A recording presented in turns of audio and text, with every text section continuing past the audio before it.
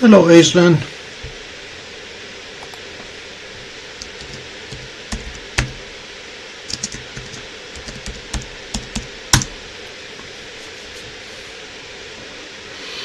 We have Stellarium sitting in for clear skies for now. And as Mars gets closer to Moon, we will enlarge, we'll zoom in to get the full effect.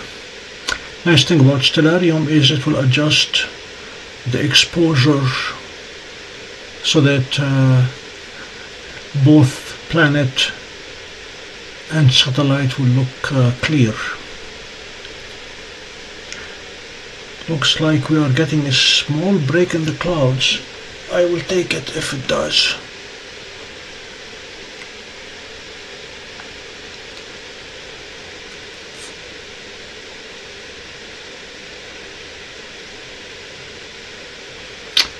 Son, are you on the path of the occultation, so you'll be able to see it? And would you like any of our clouds or snow? We'll gladly provide. After I spent much of yesterday shoveling snow, it snowed all day today.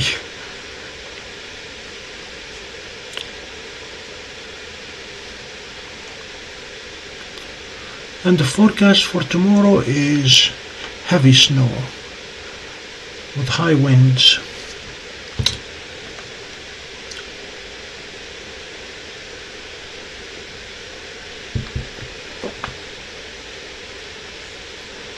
Well, I wish you the best.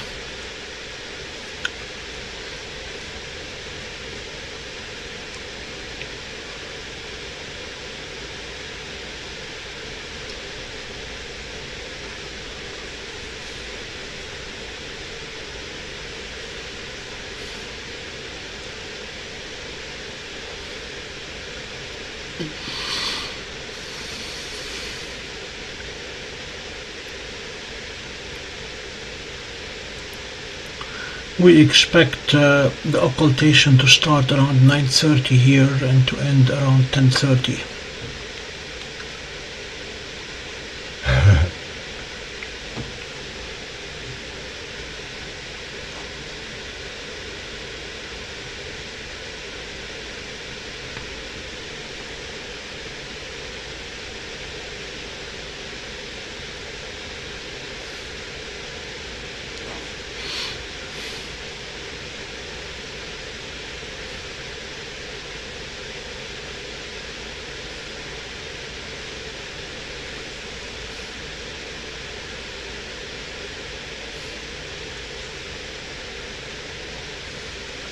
No, Aislinn. It snowed all day today. It was a futile endeavor. After clearing the snow yesterday, we woke up this morning and you couldn't tell that we cleared any snow yesterday. It snowed again overnight and it's snowing. Snowed all day.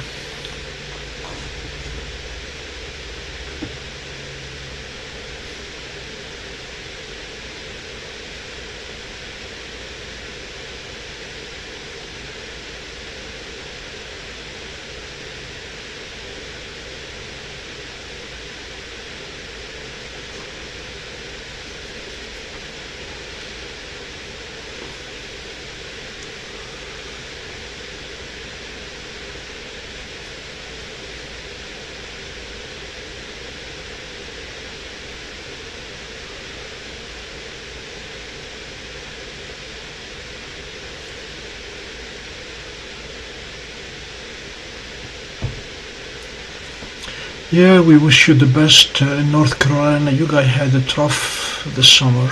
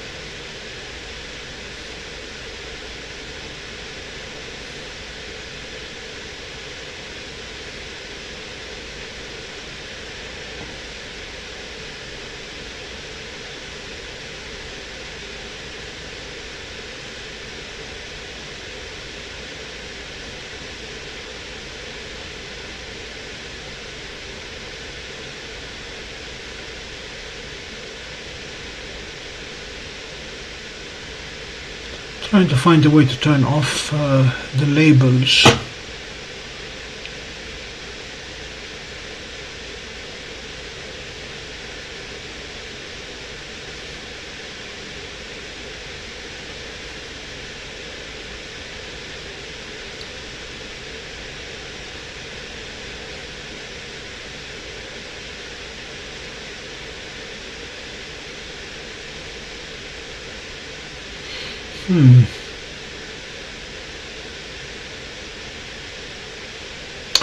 Oh well.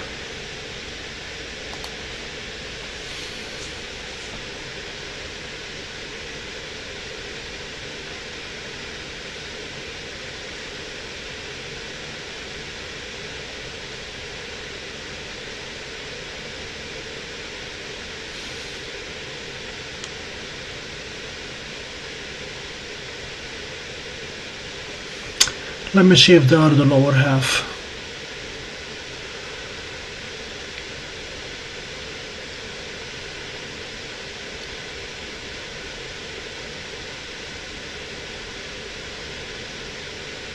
Planet labels. Let's see if that'll do it. Thank you.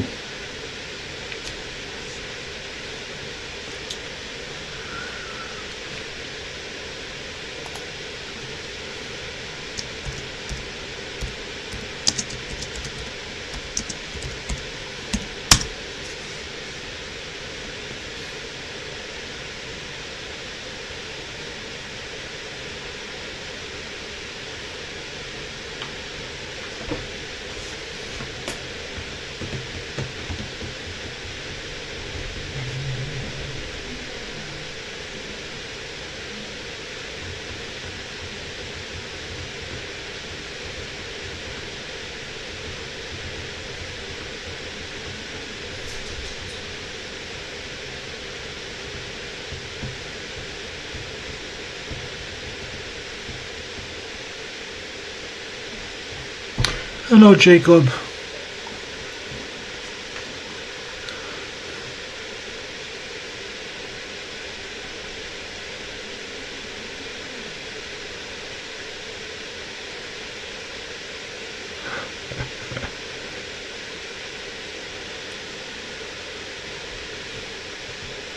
Well, in previous years I used to go to Saskatoon, Saskatchewan the first week in January to stream live on the internet the Knights of Columbus indoor track meet. And it was the only time in which the temperature was the same in Celsius and Fahrenheit.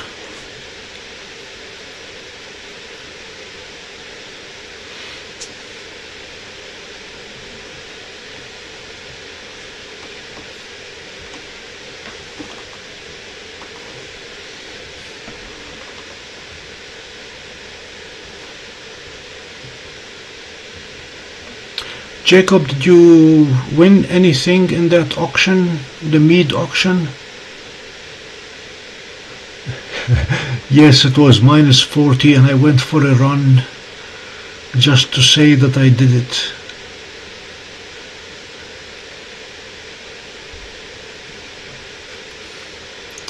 According to Dylan O'Donnell, somebody bought the entire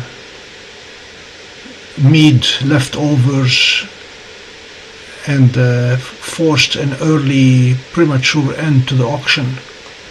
Were you bidding on anything when they did that?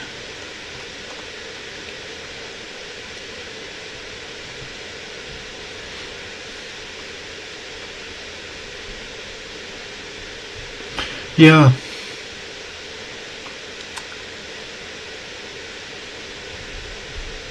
Apparently somebody is trying to salvage the name and the company, so let's hope so.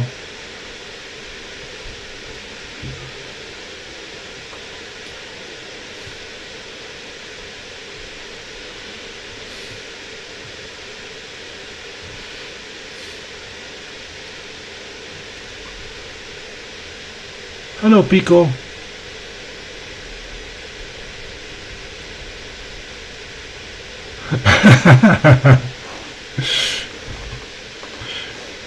So you mounted the GoPro on top of your Seestar.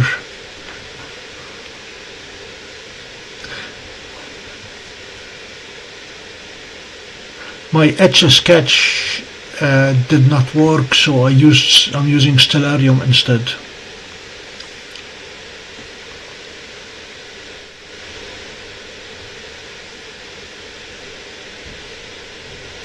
And I checked to the folks in Oswego to see if the radio telescope will be available. We don't have it yet.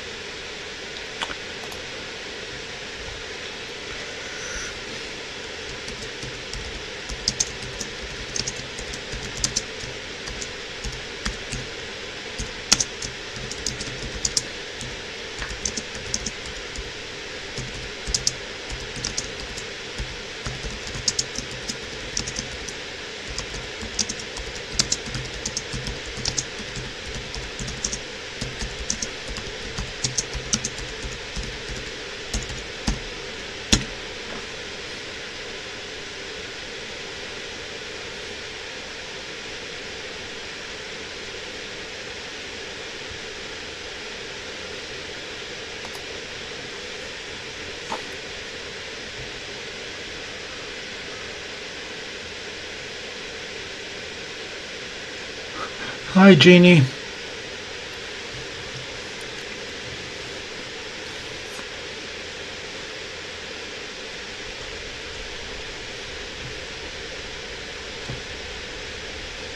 Hello, Spooky. Sup, Snow. That's what's up.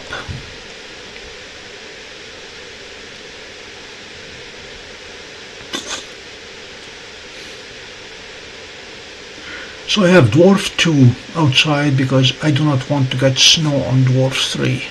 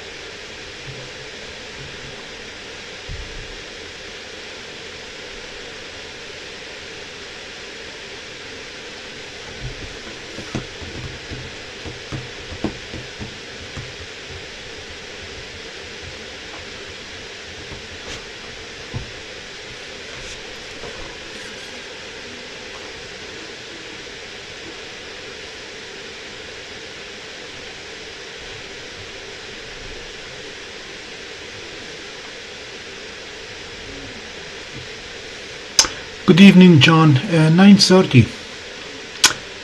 Mars will slip behind the moon at around 9:30, and then it'll be there hidden till 10:30 and show up on the other side.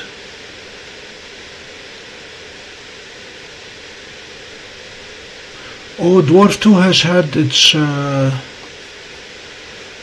its rough weather, but it has weathered everything so far. Never had any problem with my Dwarf 2. I agree with Jacob, it's a solid machine.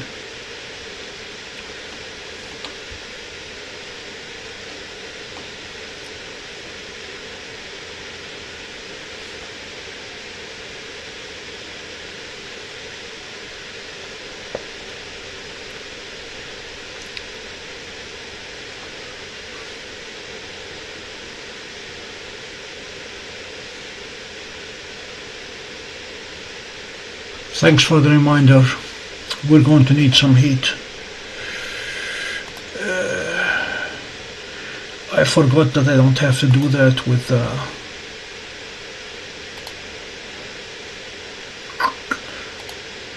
you mean CPU mode. There goes the heat.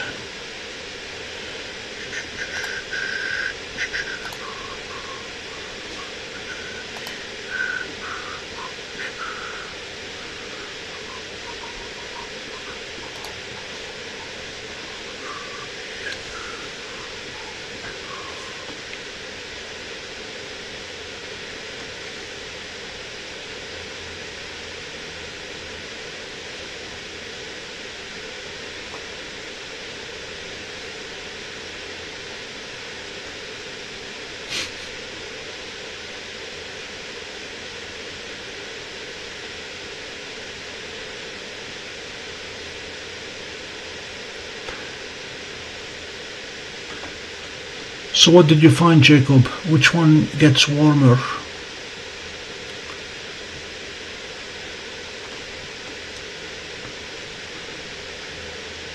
Dwarf 2, yep.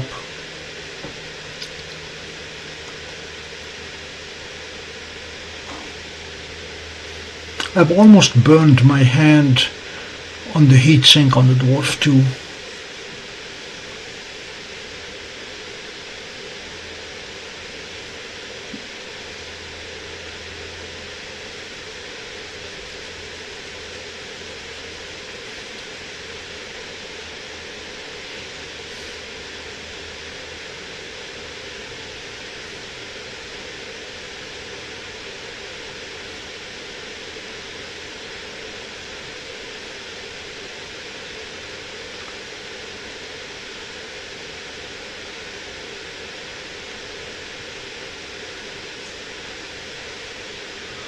Well, I'm glad your hawk is safe.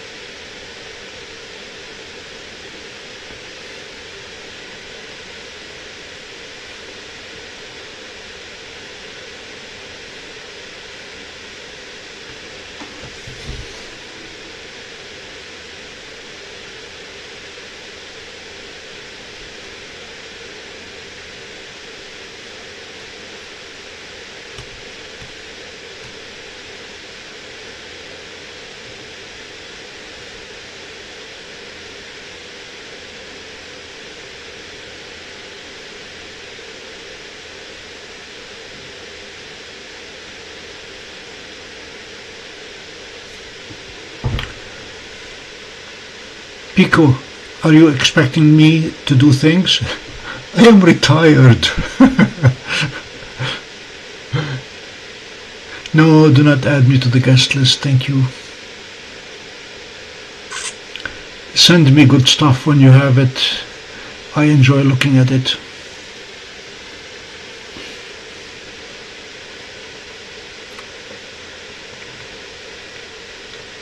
Every day I wake up intent on simplifying life even more, wondering what it is that I'm doing that I could stop doing today. And so far so good. Every day I eliminate one more thing from my chores list.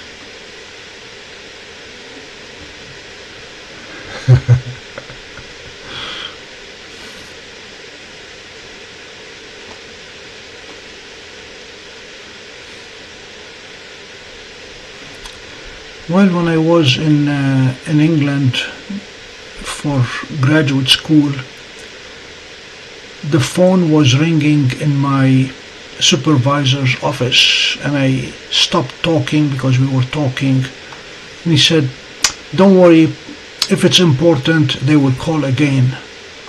And it took me a while to discover that he never answered the phone. So the concept of if it's important they would call again did not really matter, because he never answered it anyway.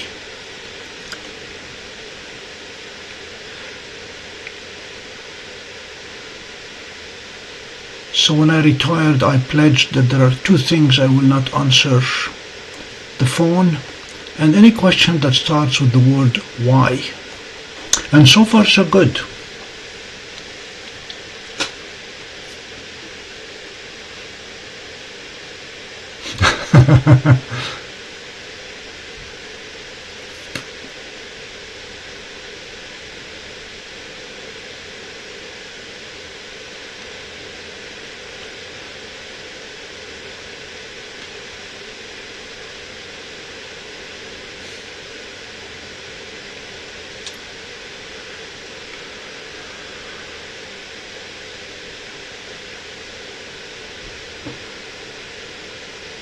There was no voicemail back then. We're talking about a phone with a rotary dial.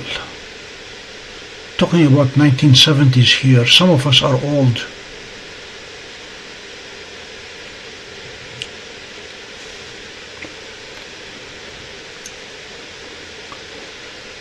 This is the joke. If you lock a bunch of teenagers in a room with an analog clock and a rotary dial phone and a TV that does not have remote control, see how long they will be there.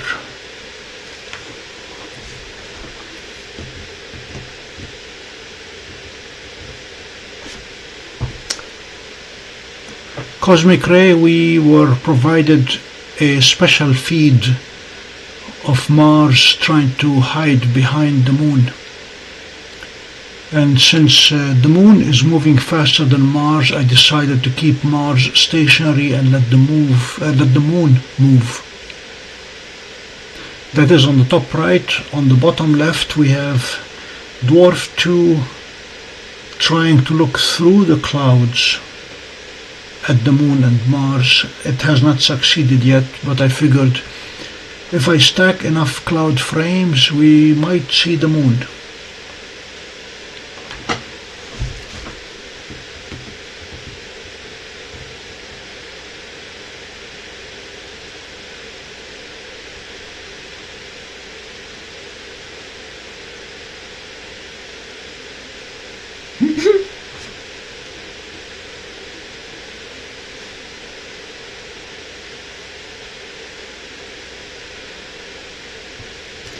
Thank you, John. And if you let them know that we go live all the time, even when we cannot see the sky, maybe they wish to subscribe to the channel. We're offering a special tonight. Anybody who subscribes tonight gets a free 1-year subscription with unlimited viewing.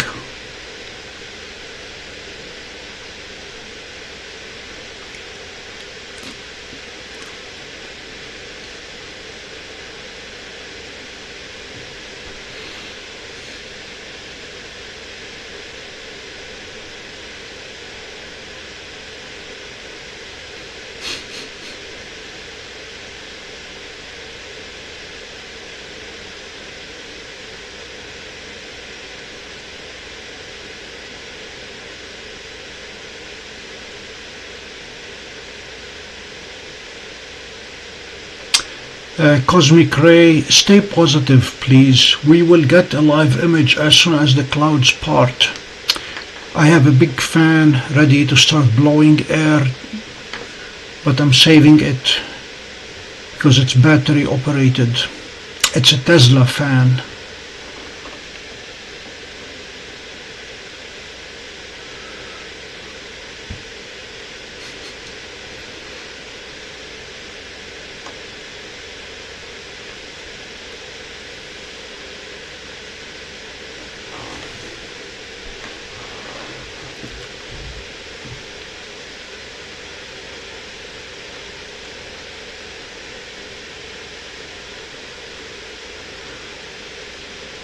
Well, if we get a break in the clouds in the next day or so, we have a Mars opposition is coming in 2 days, and I'd like to take a look at it with a big telescope.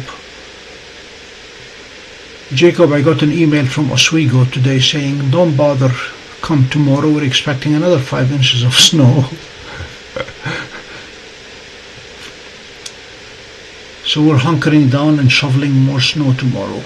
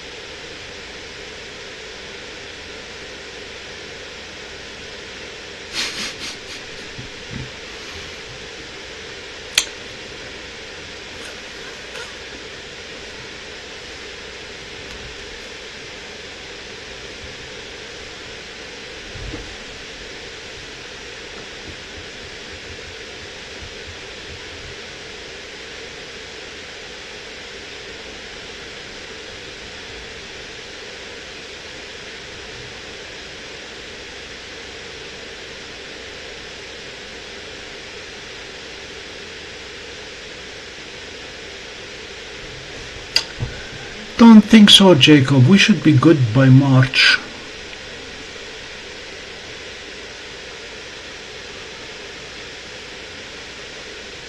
I just got a commitment from the ladies to make us pie for Pi Day.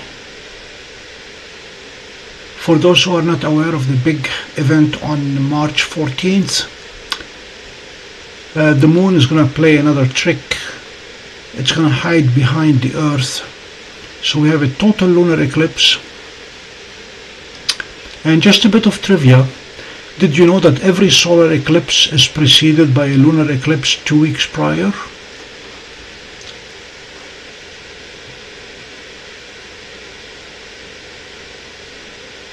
Aidan, I've been using my leaf blower to blow snow off quite a bit.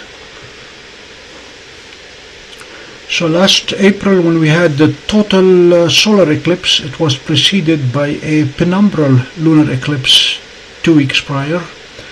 And in 2 months, exactly 2 months, we will have a total lunar eclipse followed by a solar eclipse, by a partial solar eclipse 2 weeks later. So we will be covering the total lunar eclipse live from Oswego, beginning at midnight. Actually, we'll start before midnight. As soon as we see moon, we'll get on the moon. And all the way to the morning. And they're going to make pies for us for Pi Day and lots of coffee. And then 2 weeks later, the plan is to conduct a full Messier marathon,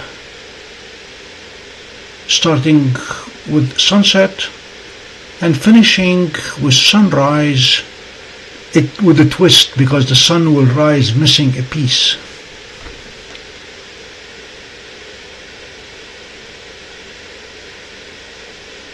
We will have pizza, you bet.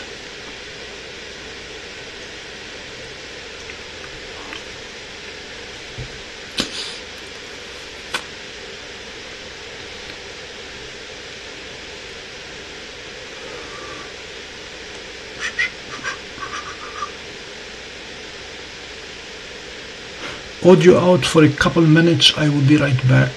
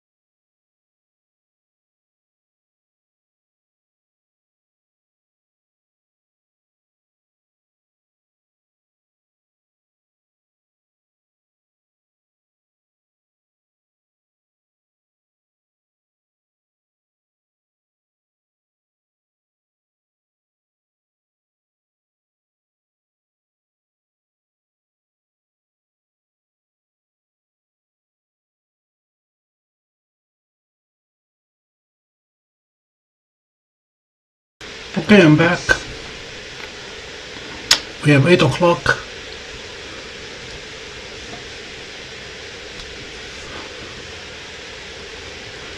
I went to the west side of the house to see if there's any evidence that the clouds are breaking, and there is hope. Keeping our fingers crossed here.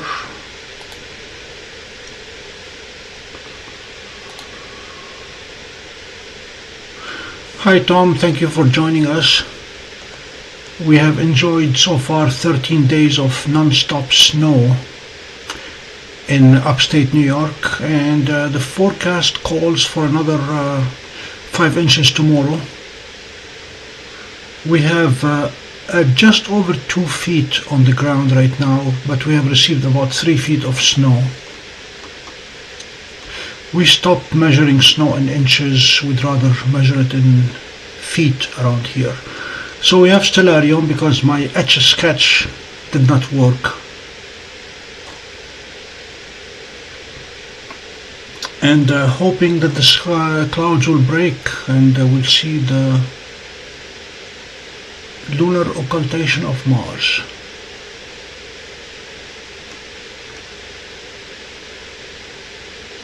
For those who have joined us recently, please subscribe to the channel if you have not subscribed yet. We go live with multiple telescopes, probably more than anybody else on YouTube. We have over 2,500 videos so far, virtually all of them going live whenever the skies permit, day or night.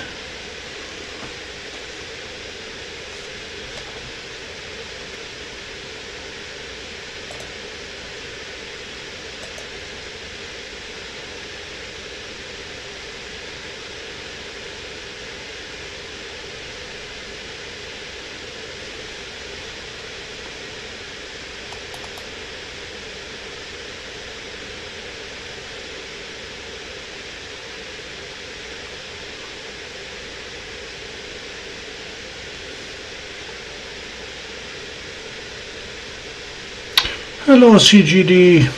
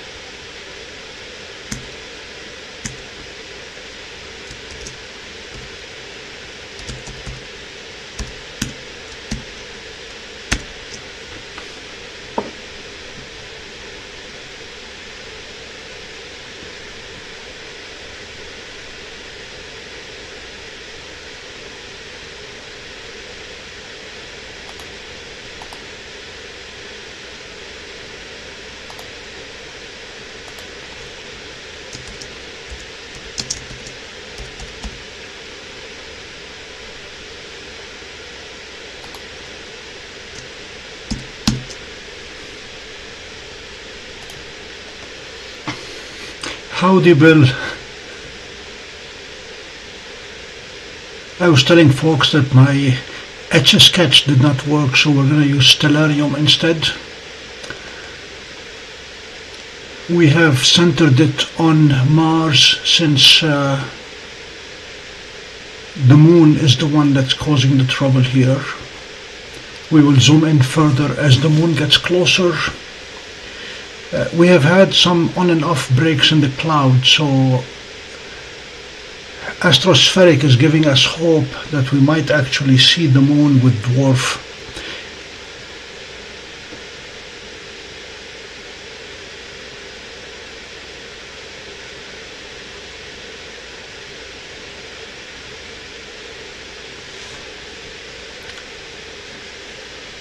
Thanks CGD. We have been online showing snow quite a bit recently. I spent yesterday blowing snow using my leaf blower, and then the shovel, and then the snow blower, and got things ready for today. And then went to sleep, and then woke up this morning, and it was all for naught because we got more snow overnight, and it snowed all day today. That's why we have Dwarf 2, not Dwarf 3. I'd rather not put the Dwarf 3 outside in the snow right now. Dwarf 2 is a lot more hardy.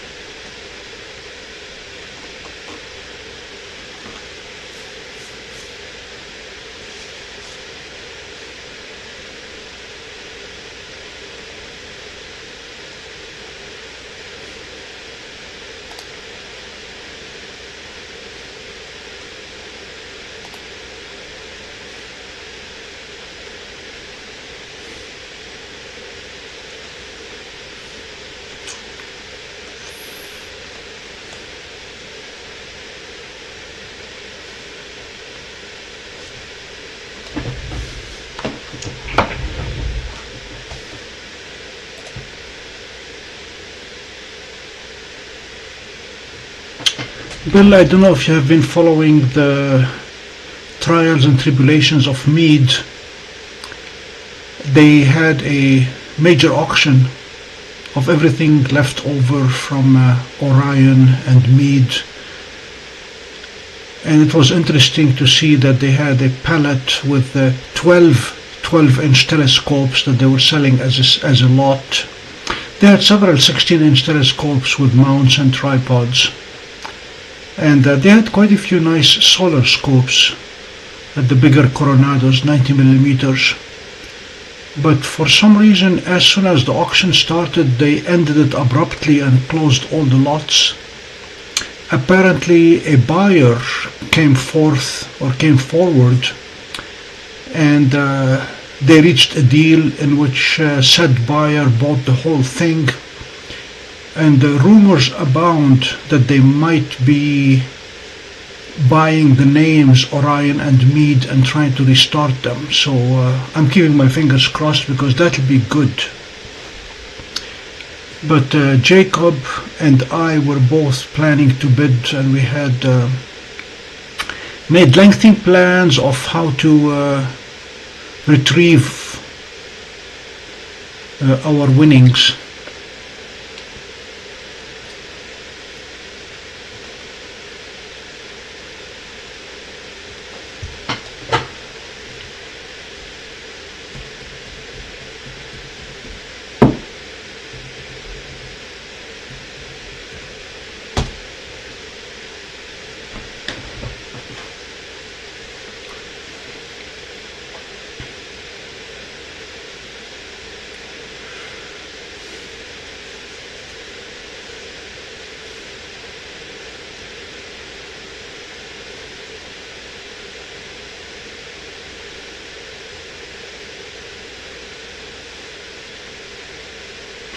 Ladies and gentlemen, if you have just joined us, welcome to the Pompey Observatory station identification.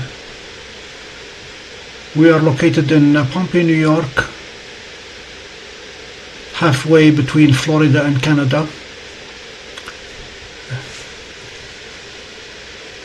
With 8 telescopes ranging from a 1-inch Dwarf 2 all the way to an 11-inch Celestron Edge HD with access to a 16-inch telescope. And also we go live whenever the skies permit. We even go live when the skies do not permit, like tonight. So join us early, join us often. Hello, Zena.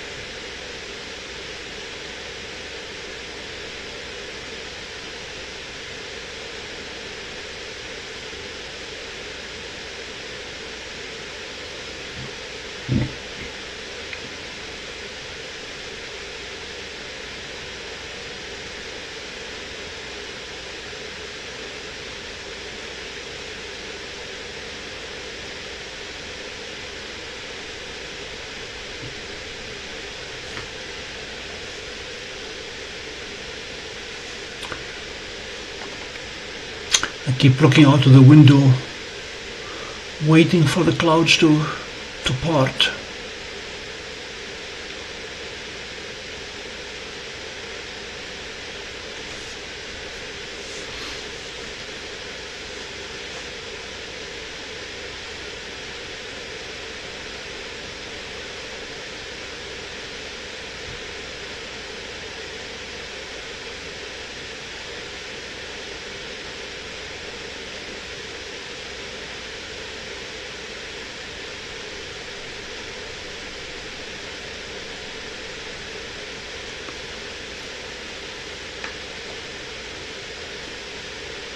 It is still snowing, Zena.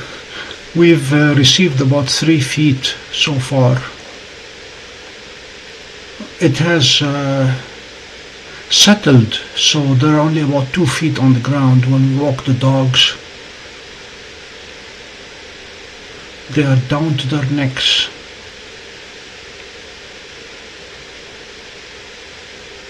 And the forecast calls for another probably 5 to 7 inches tomorrow.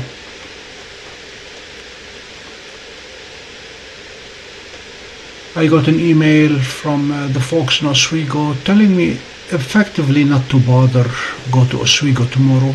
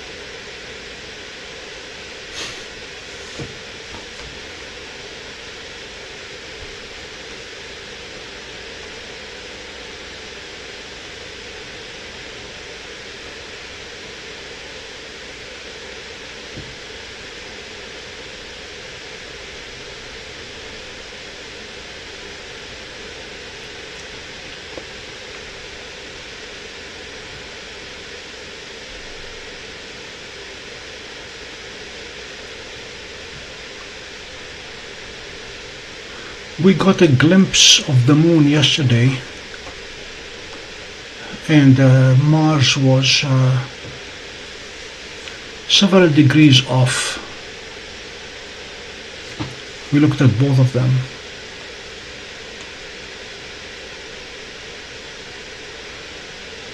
Good evening, Daniel. Thank you for joining us.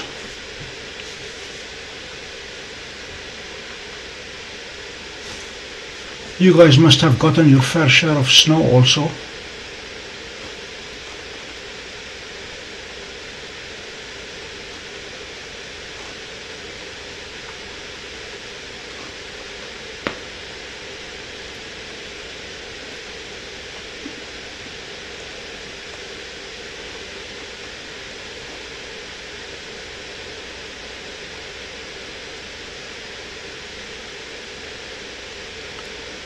Gina, we usually turn off Mars during the daytime and then turn it back on at night. Is that what you mean, why it was off?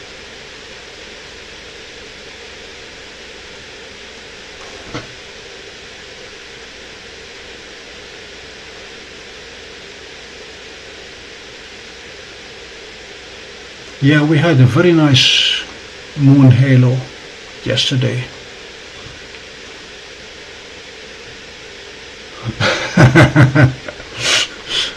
Yeah, we leave the light on. A red light in this case.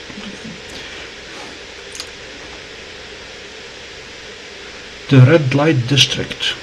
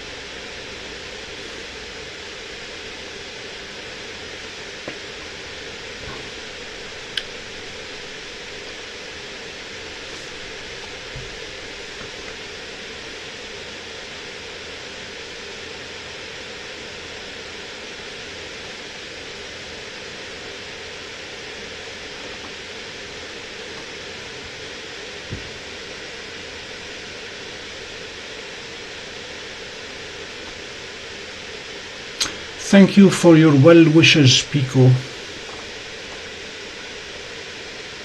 It is ironic that the folks in northeast Scotland are wishing us clear skies.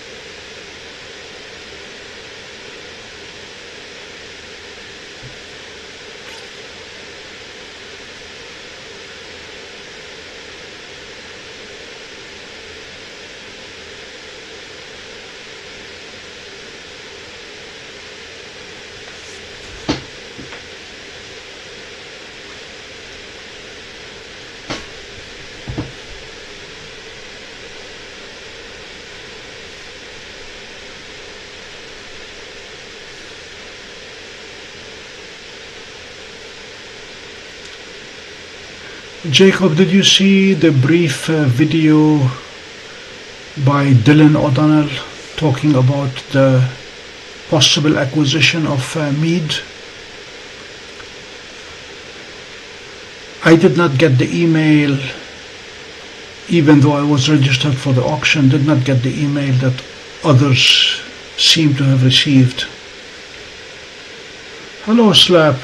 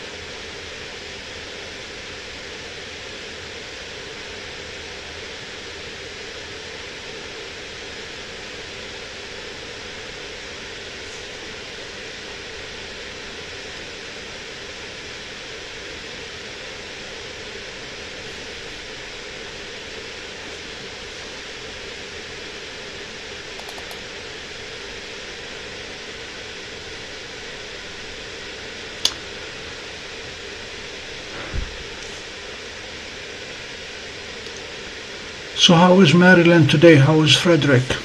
Did you guys get hammered with snow this past week?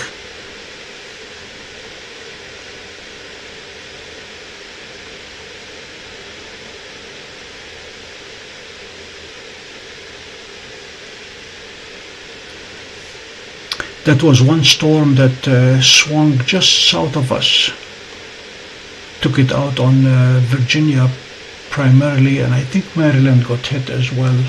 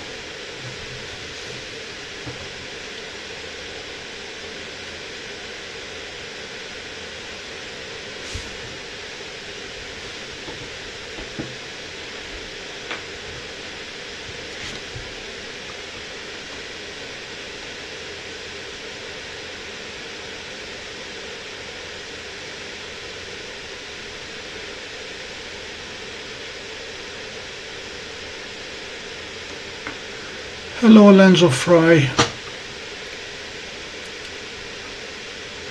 Jeannie, what are the glitches that you are having?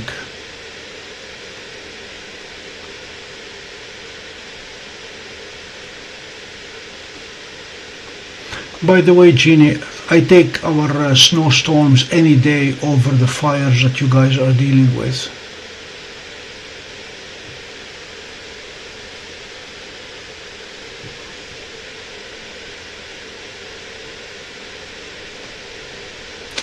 Hello, Richard.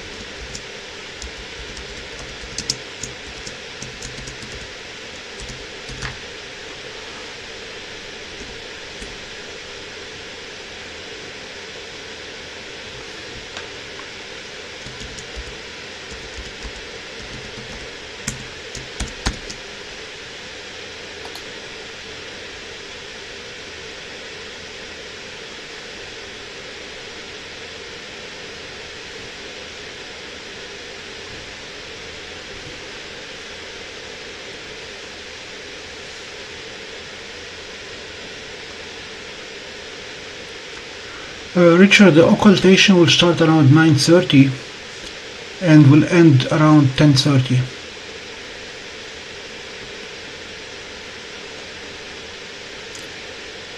So we have just about an hour to go.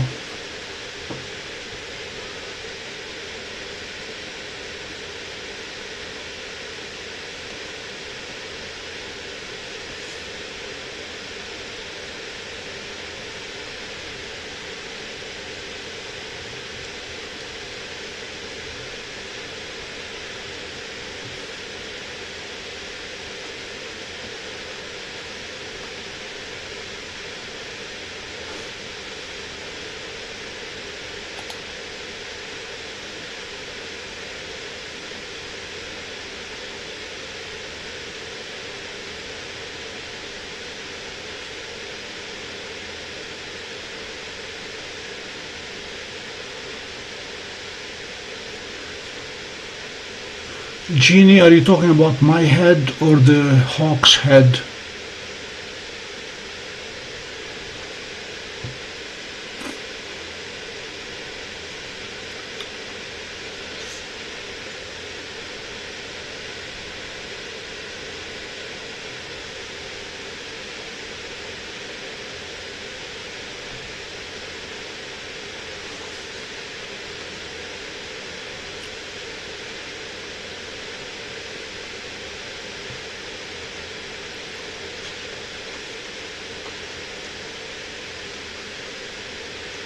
Jeannie, I don't think it's a problem with the telescope.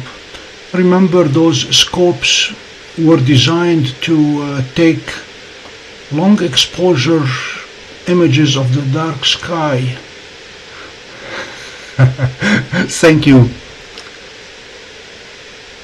You're trying to take high frequency or high speed images with a sensor and a processor that were intended to take images of paint drying, which is what we are doing right now. I don't think there is a problem with your scope. It's just not meant to take high speed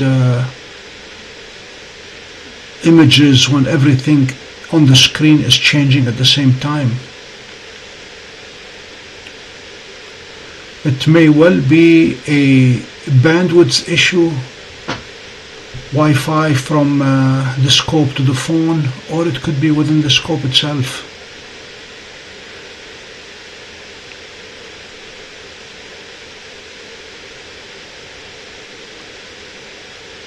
Your big test is going to be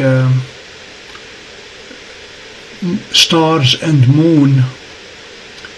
As long as these are coming out good, then I don't think there is an issue with the scope.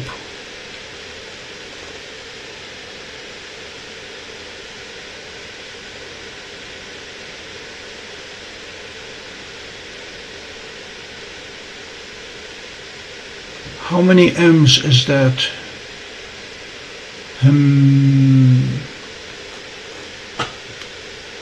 6, okay.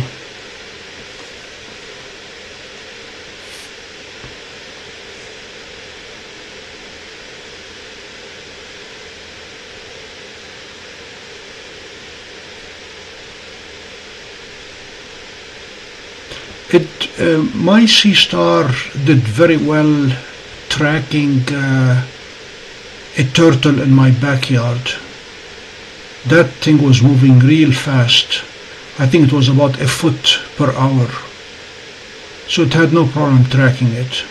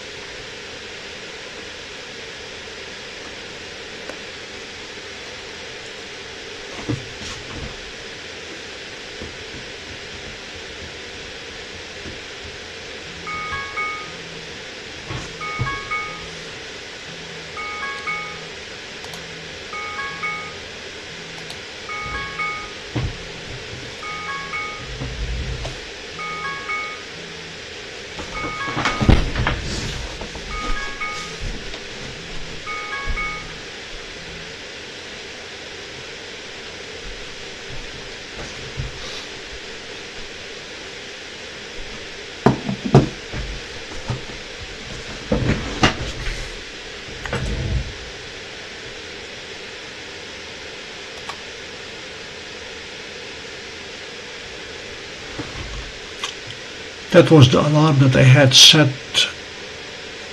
to remind me to go live at 8:30. Forgot to turn it off.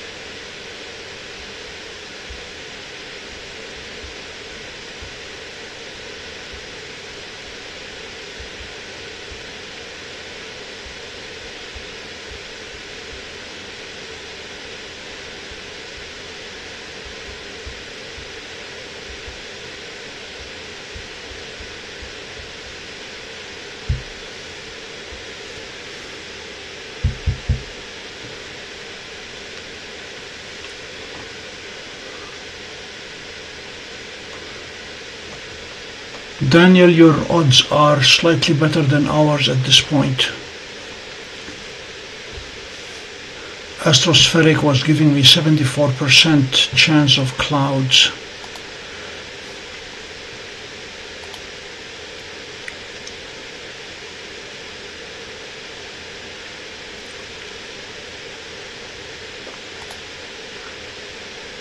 The irony is they're talking about clear skies after midnight.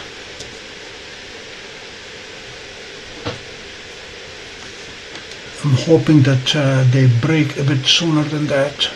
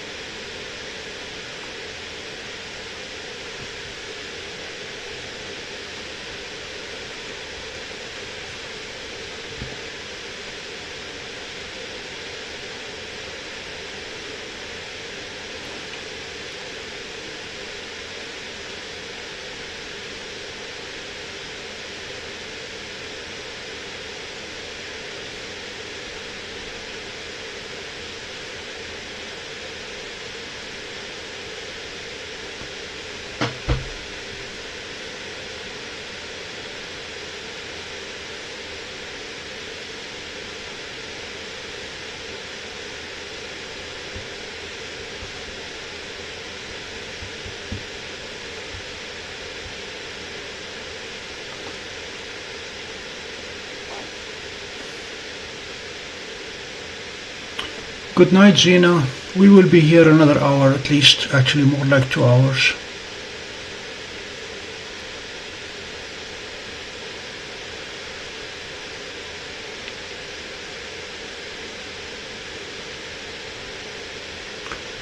I am determined to get that moon and that Mars. If the clouds break, I'm not gonna miss it. So we're gonna be here.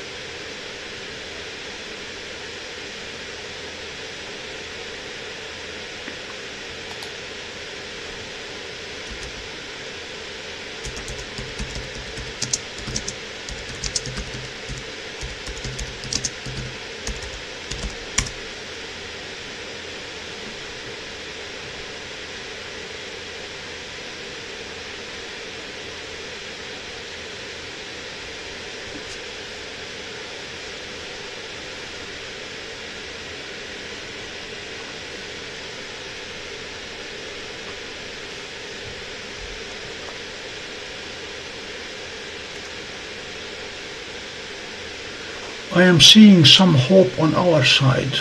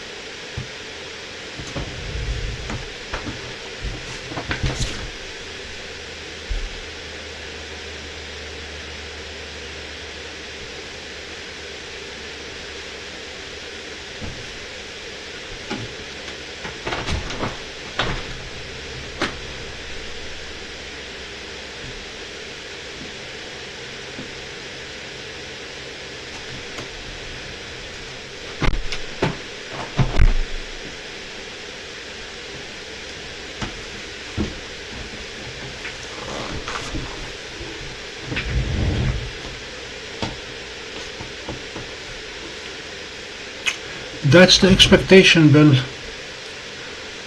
It will show Mars going behind the moon and then it will reappear.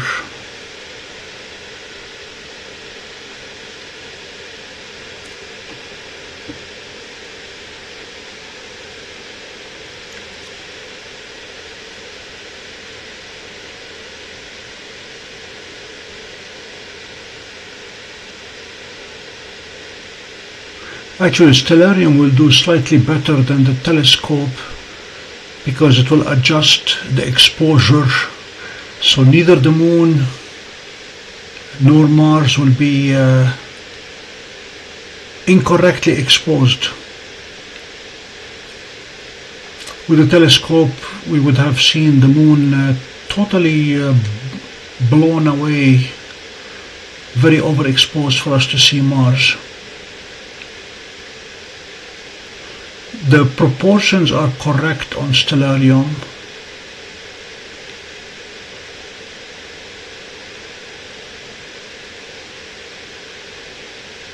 And the brightness is very pleasing.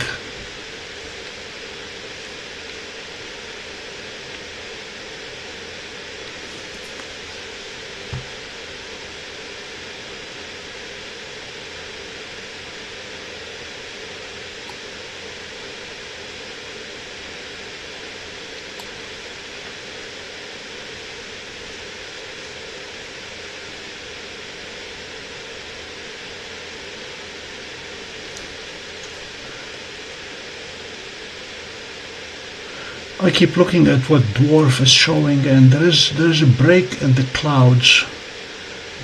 Cannot make out the moon yet.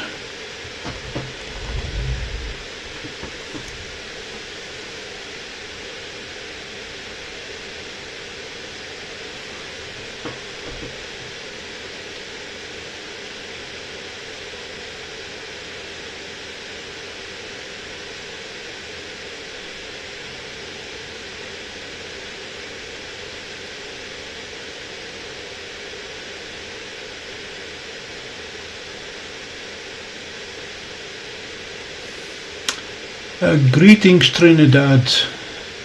Thank you for joining us, J Queen.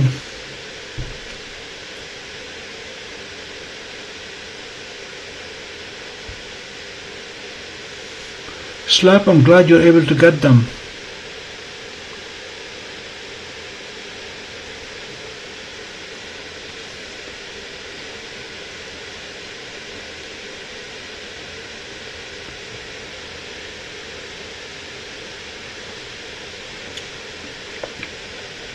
Yeah, my original plan was to have Stellina out tracking Mars, and then either Seestar or Dwarf focused on the moon and then overlap the two. I also spent an inordinate amount of time trying to configure Sharp Cap to provide different exposures. There is a mode in Sharp Cap that allows correcting for the central part of the sun, so you can observe both prominences and sunspots at the same time. So I tried using that feature that would have allowed treating the moon as the sunspots, if you will, and Mars as the prominences, and thereby have the correct exposure on both. But it's not happening tonight.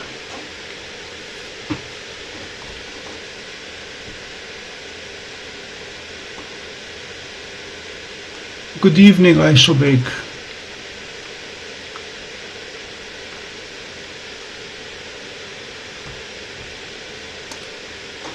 Ladies and gentlemen, if you are new to this channel, this is the Pompey Observatory in Upstate New York. Please subscribe. We have 8 telescopes ranging from 1" to 11" plus access to a 16" telescope in Oswego. And we go live whenever the sky is clear. Actually, we go live even when the sky is not clear.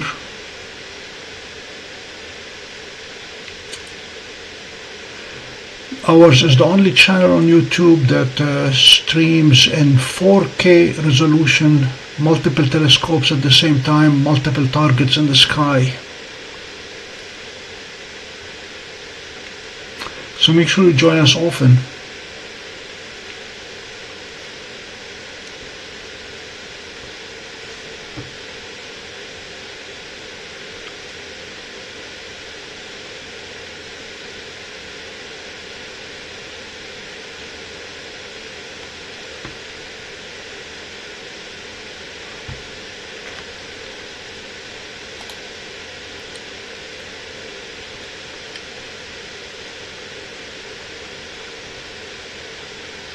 Isobeg, every night is a public night here. You're always welcome to join us. Everything that I image, I put live on the internet.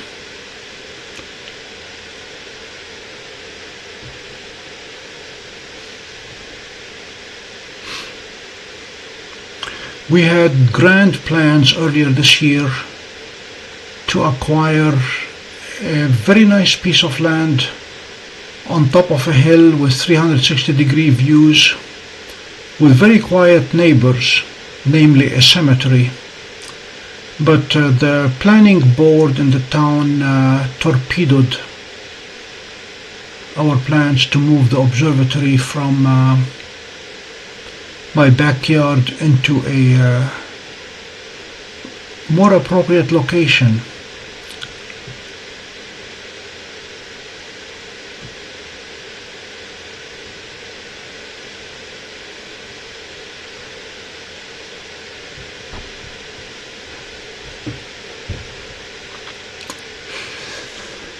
Not particularly isobig.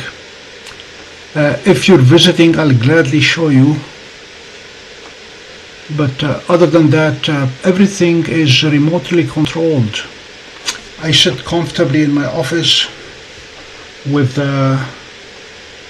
let's see, 1, 2, 3, 4, 5, 6, 7, with 8, 9 screens and multiple computers, and remotely control all of my telescopes. I try to suffer astronomy the right way. Hello, Toast.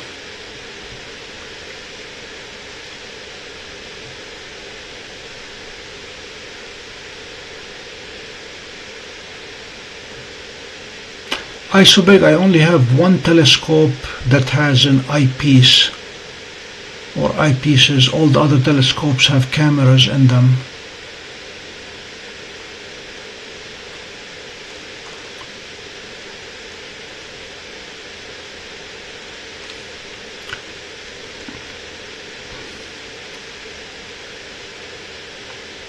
I started this channel originally to allow my grandchildren, who are, at the time they were all over the world,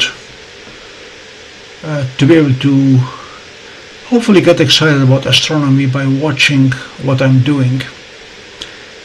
And it has grown since, thanks to many of you guys who enjoy the company and the technical challenges of seeing through clouds. Bill, I checked with Oswego. We do not have the radio telescope yet. They did not have a date for me. I was planning to go to Oswego tomorrow. They have identified the location. They have the spot to put the pier. So they are moving forward with it, but we have not received the telescope yet. I think it's coming from the Netherlands.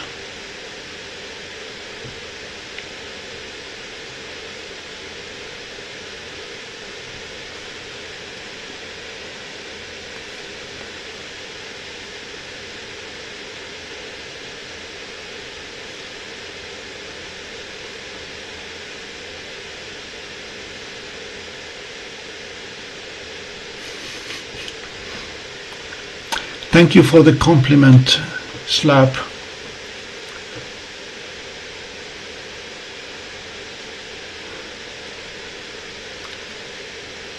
We also offer viewers' choice nights, so if there is a target that you'd like us to look at, we will be more than happy to look at it.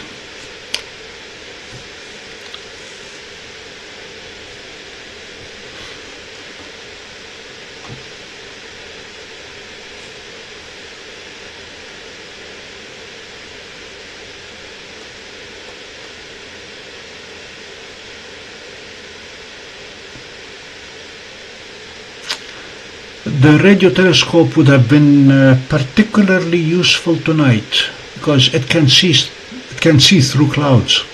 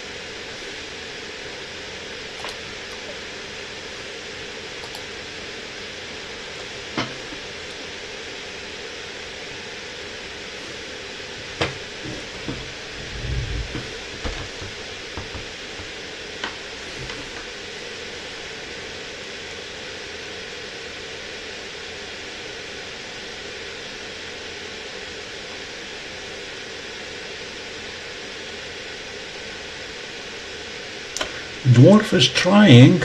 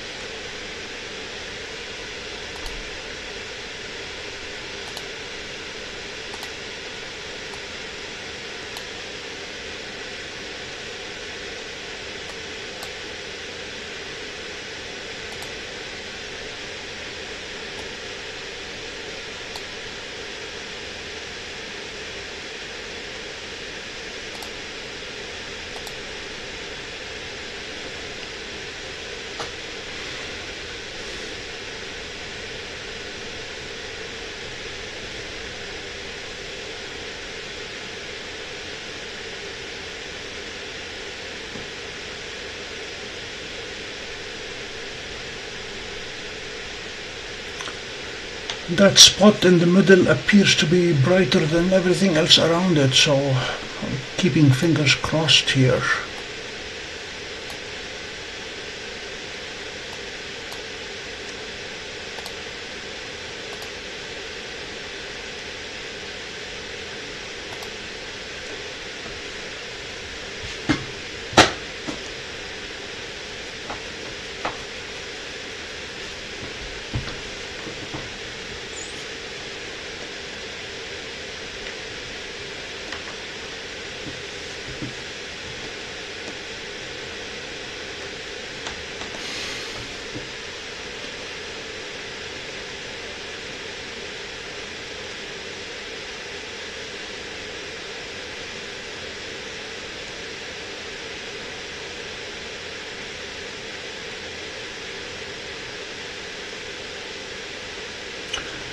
Bill, yes indeed. We will be in Oswego on Pi Day, March 14th, starting March 13th all the way through the 14th. It is a public event. People are more than welcome to join us. There will be free pies, and that Jacob is going to join me. And we will have both kinds of pies, the pizza type pies and the apple type pies, in observance and celebration of Pi Day. We will have multiple astronomers there and multiple telescopes, both for visual observing as well as for astrophotography.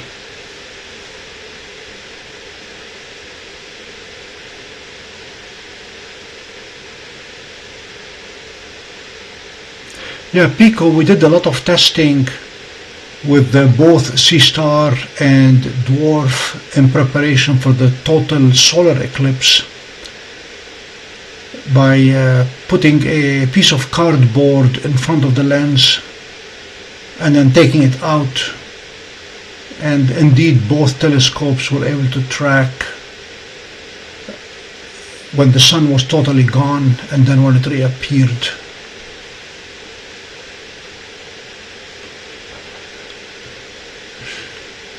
I do miss the steak and kidney pudding.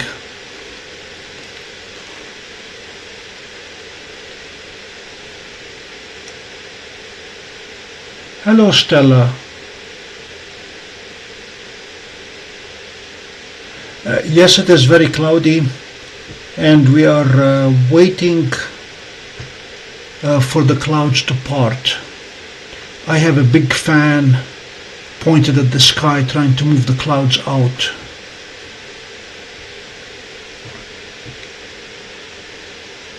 Jeannie suggested that if we use the leaf blower, it might help.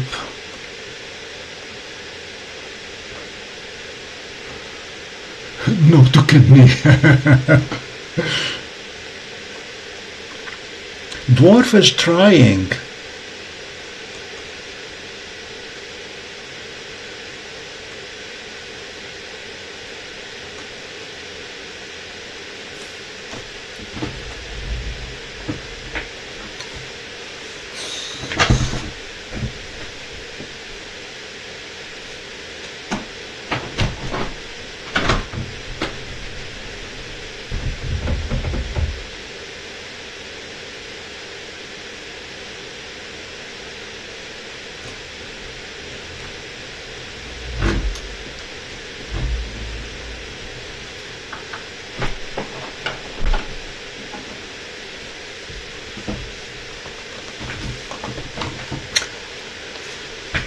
There is a break in the clouds. Now we just need a moon where the break is.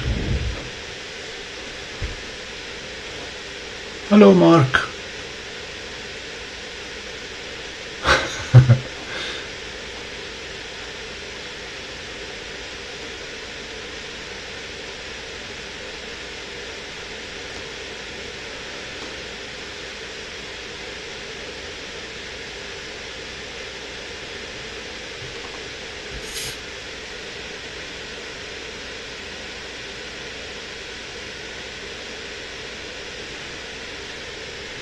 Hello, Leonardo. The image on the right, on the top right, is from Stellarium, and the image at the bottom left, the greenish with an attempt to break through the cloud, is live image from Dwarf.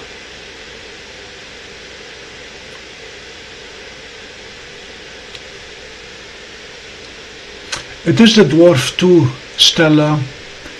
Because it is still snowing here, I did not want to put Dwarf 3 out in the snow. Dwarf 2 is hardier.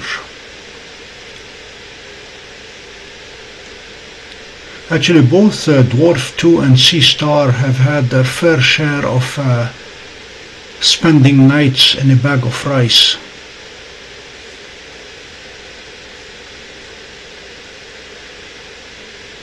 Yeah, Seestar took a real beating over the summer. I went out for a run. It was sunny and clear, and when I was at the farthest point away from home, the skies opened and it was raining like crazy, a freak thunderstorm.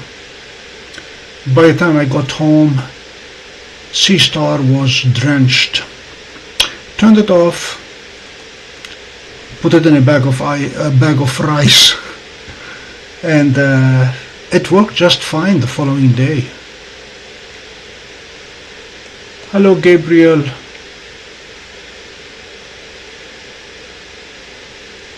Well, thanks for joining us. Please subscribe.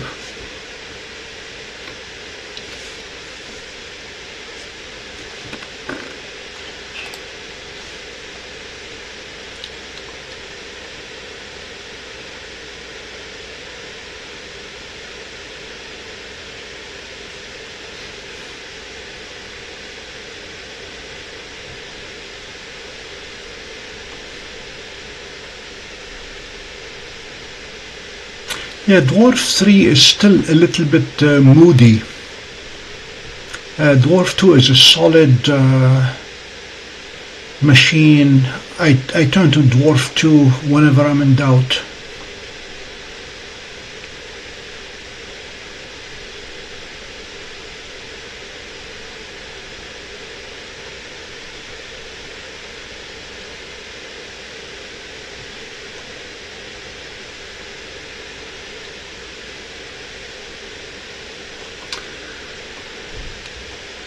Ladies and gentlemen, it's 9 o'clock, station identification. This is the Pompey Observatory in upstate New York. We are the only channel on YouTube that streams live in 4K resolution from multiple telescopes, both day and night, multiple solar telescopes, and even more deep sky object telescopes.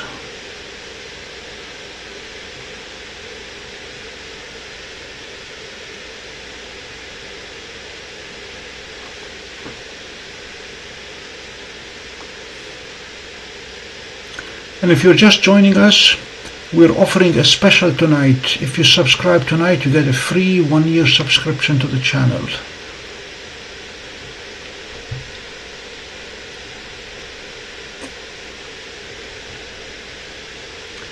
Thank you.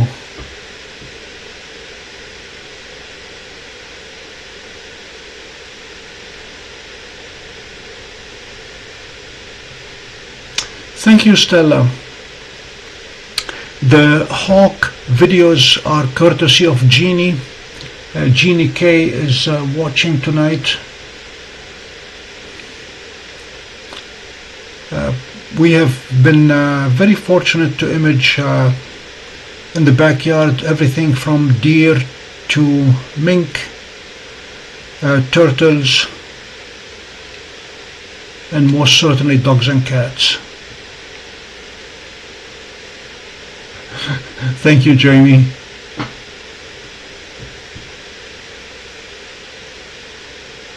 Hello, Tom.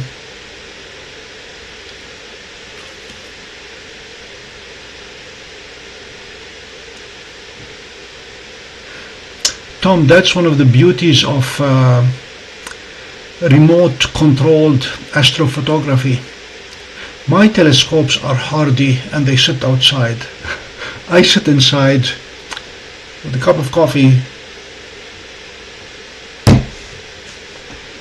and remote control everything.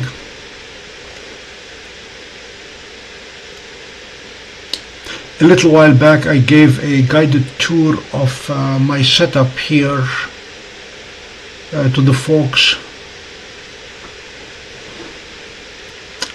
All my telescopes are remote controlled, and Jacob, Bill, I'm still working at remote controlling the telescope in Oswego.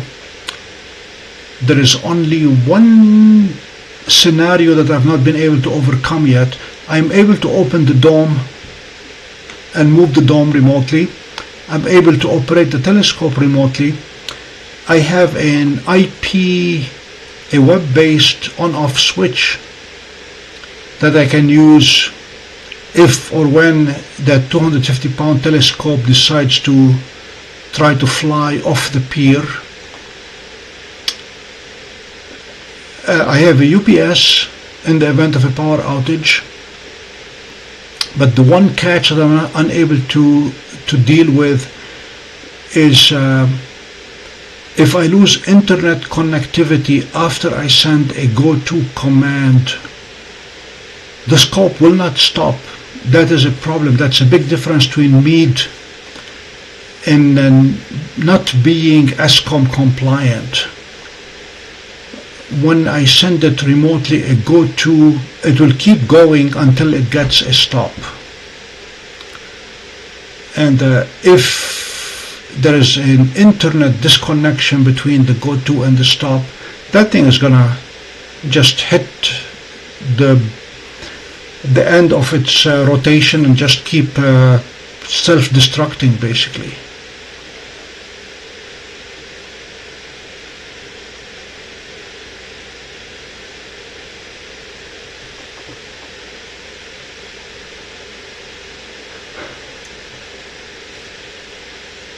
Tom, if you need any help with remote controlling your telescope, please don't hesitate to ask. Shoot me an email or ask questions here. Jason, hello and welcome.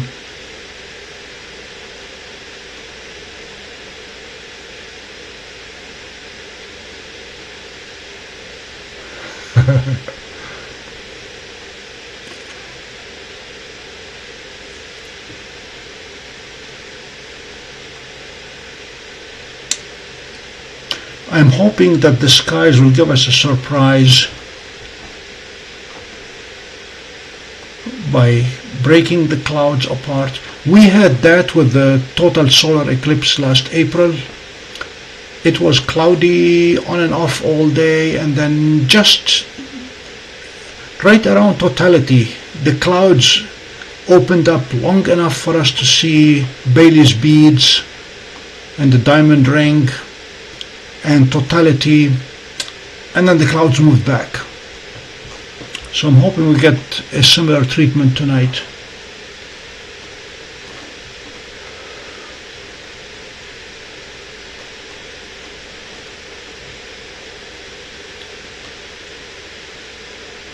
As Jacob said, ladies and gentlemen, we have a Discord channel, a Discord server for the channel. Please join.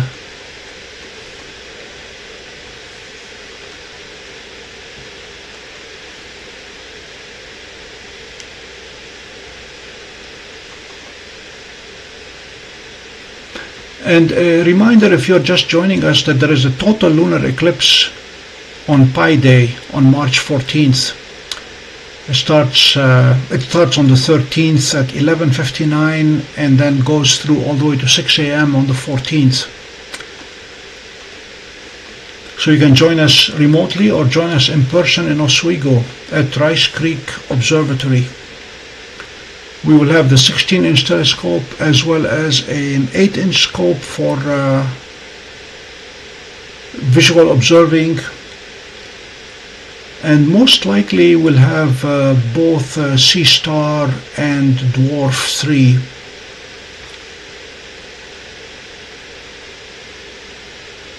Thank you, Steve. Thank you very much.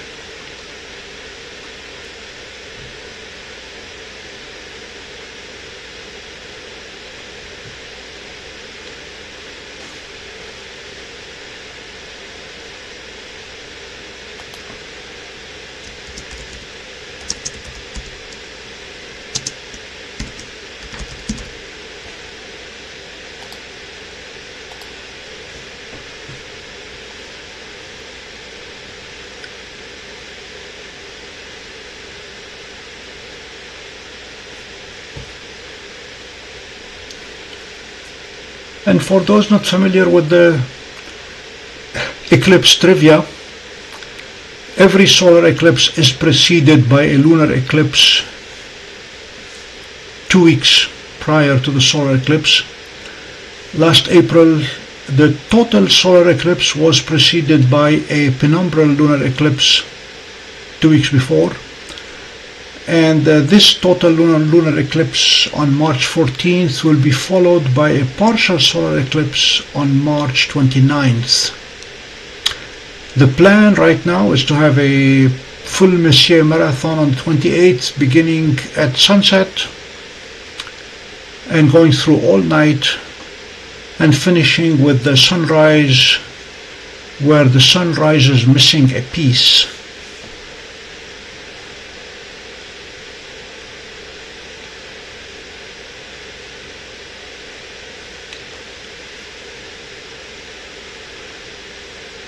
I'm still looking for a location for that event. If the ground is dry, as in if we don't have multiple feet of snow, we'll most likely do that from the cemetery, from Pompey Center. Otherwise, I'm looking at Highland Forest as a possibility at the lodge there.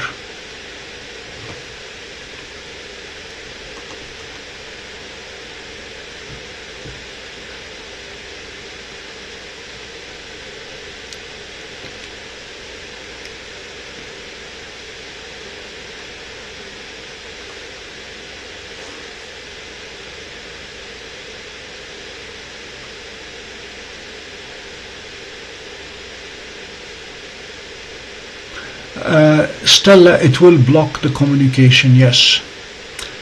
I do not know if there are any satellites or any probes out there that can act as relays or not.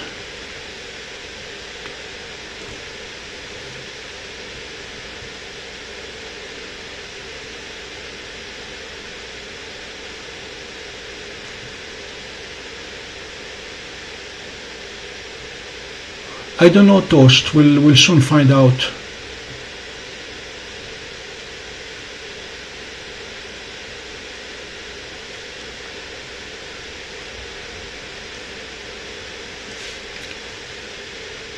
Yeah, the solar eclipse last April was a fun event.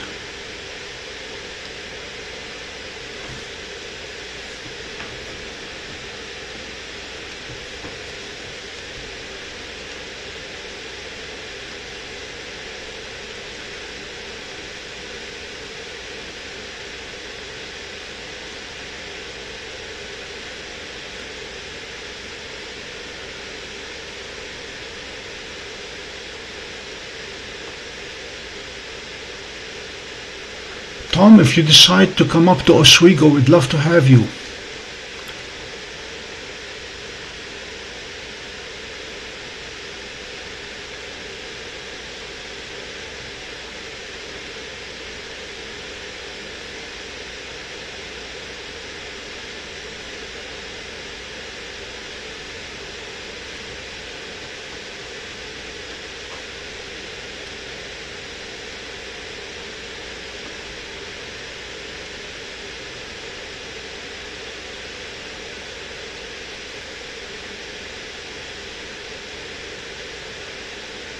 Hopefully by then we will have our radio telescope set up as well, and that should be fun.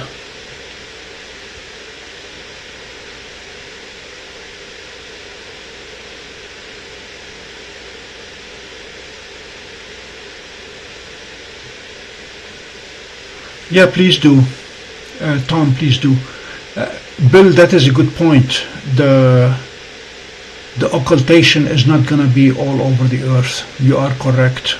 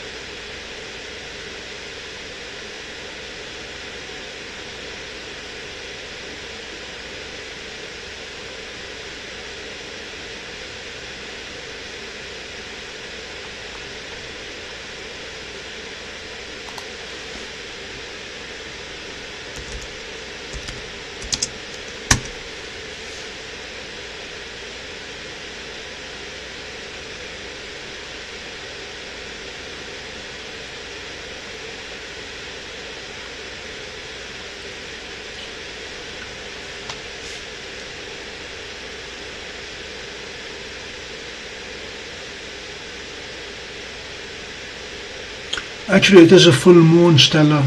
It is the wolf moon, 100%.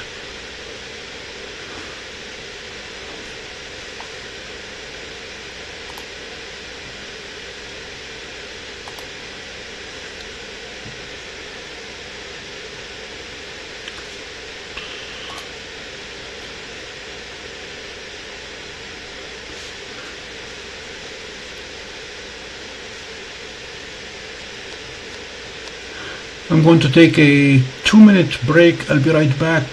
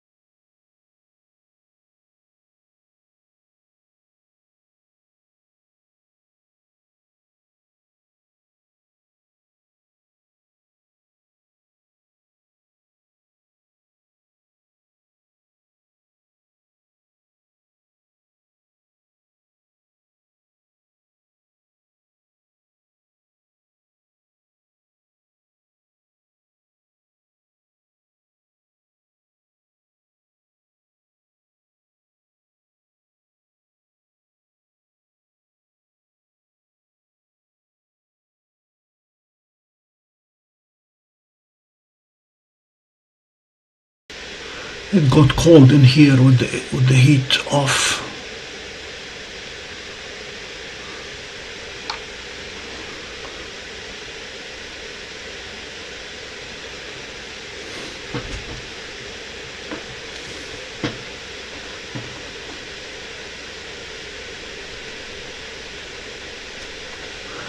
Toast, yes, we have wolves here.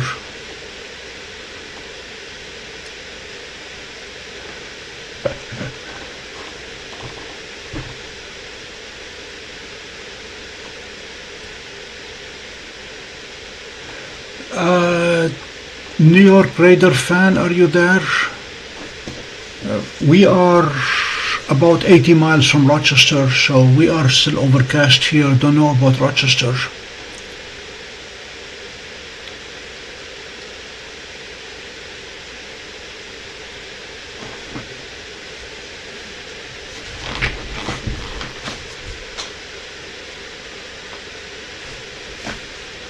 Yes, indeed.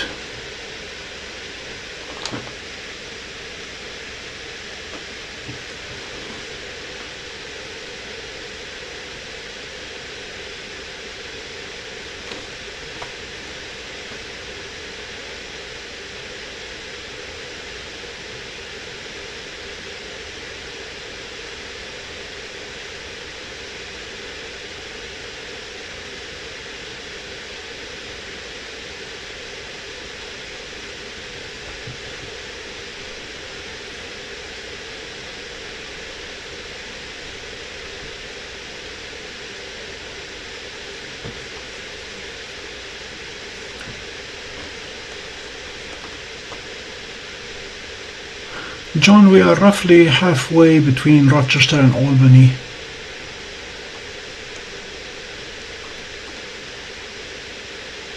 Just at the doorway of the Adirondacks, which is where I escape when I want my Bortle 1 or Bortle 2. So there is Mars, all but gone. Pico, it took longer than 30 seconds from contact to disappearing.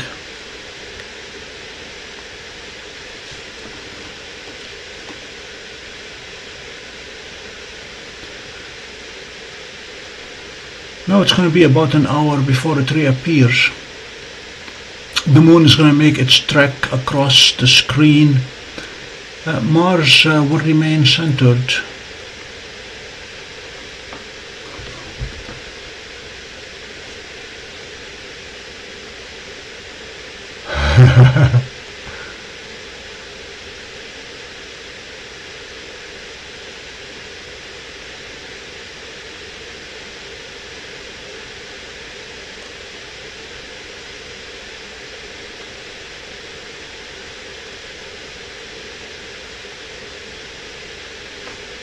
How dark is Delhi?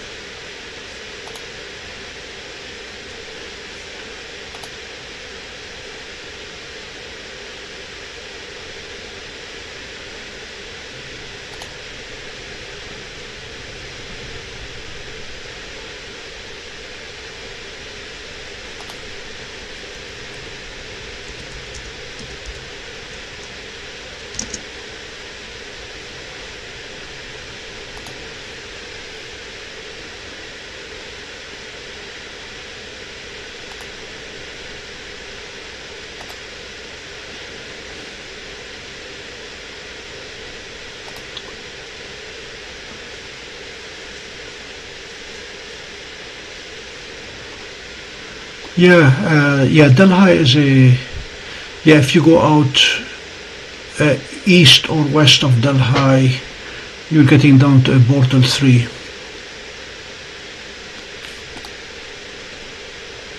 The Blue Mountain Lake is where I usually go. Syracuse University has a retreat center there, Minnowbrook, and it was interesting comparing Messier 51. Took it both Bortle 2 and Bortle 4 and put them side by side. You can tell the difference.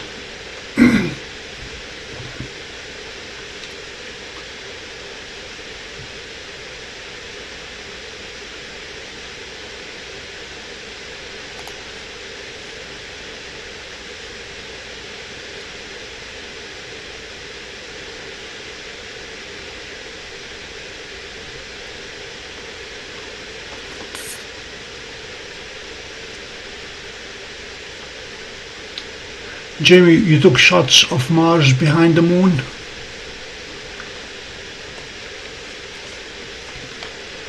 Normally, if Jupiter is close enough, I can bounce lights off Jupiter and look at the back side of the moon, the part that we cannot see usually. That's the only way to get pictures of the back of the moon, is by bouncing off Jupiter.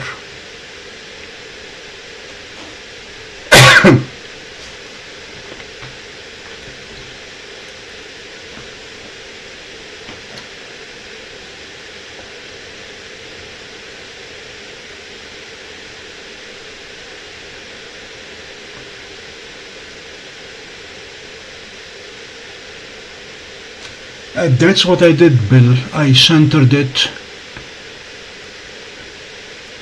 at the beginning of the session and it stayed there. Jacob, it's going to be about an hour. You can take a nap and then come back.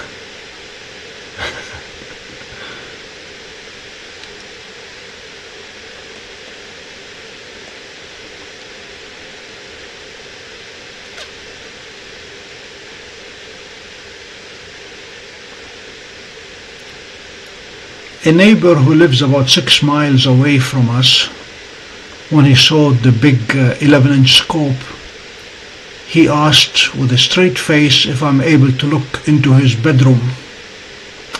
And I said, only when Jupiter is high enough, because that's the only way to bounce off Jupiter to look into your room.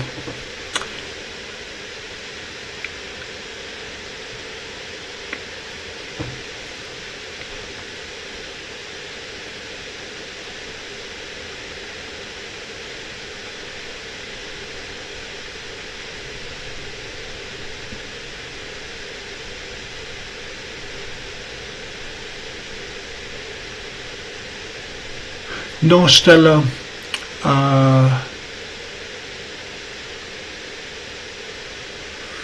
from Mars they are able to see a big chunk of Earth. I don't think the moon totally eclipses the Earth from Mars. That's a question for ChatGPT.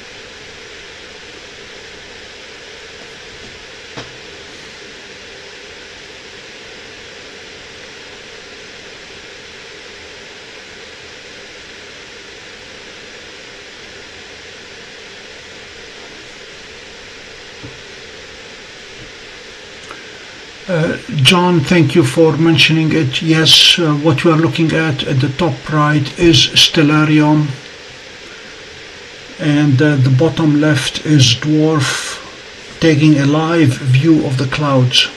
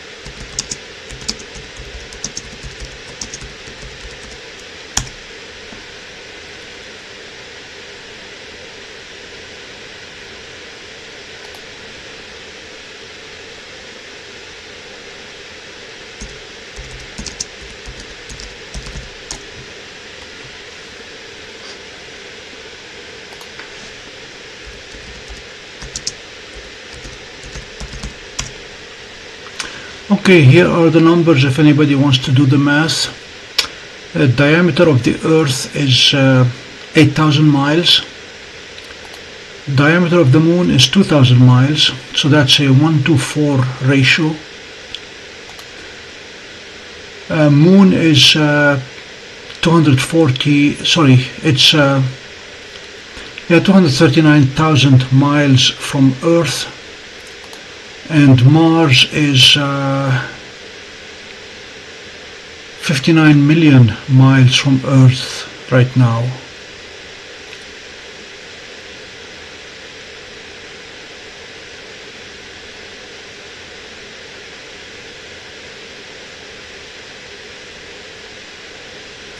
So just need to draw the triangles and determine if it is going to be a total eclipse or not.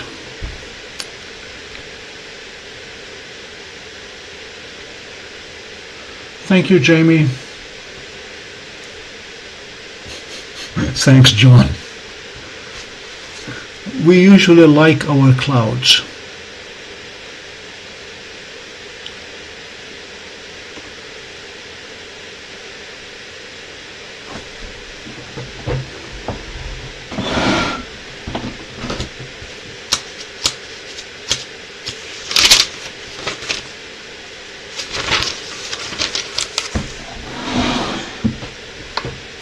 I have to draw it to check it out.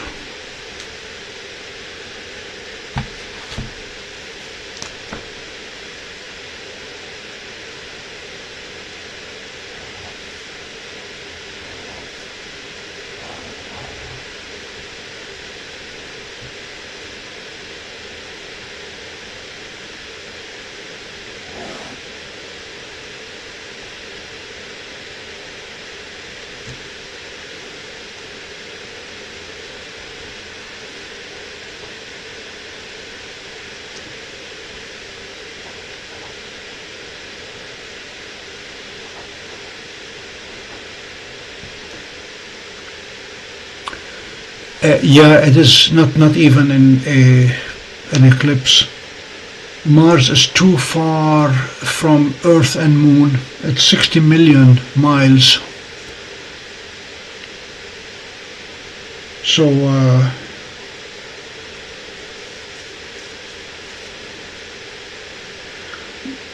the Moon right now is going to look like a Moon and Earth will look like a donut. The Moon will be a donut hole, and Earth is the full donut that the Moon will see.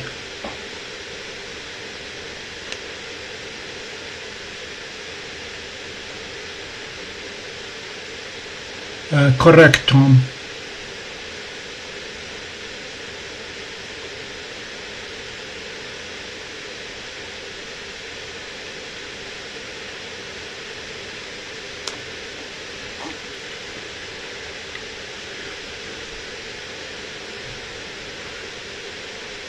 I had to draw it. I'm an engineer, so I do things by drawing. And yeah, 60 million versus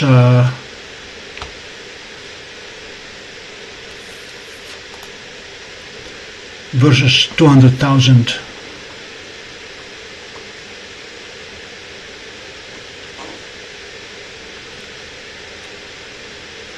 Miles.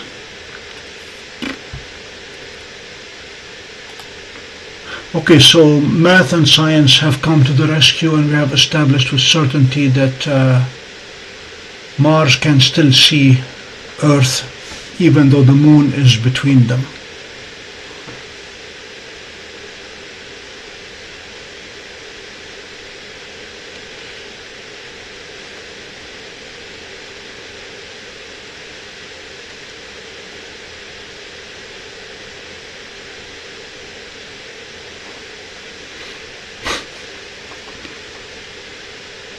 Yeah, we explain everything with food here.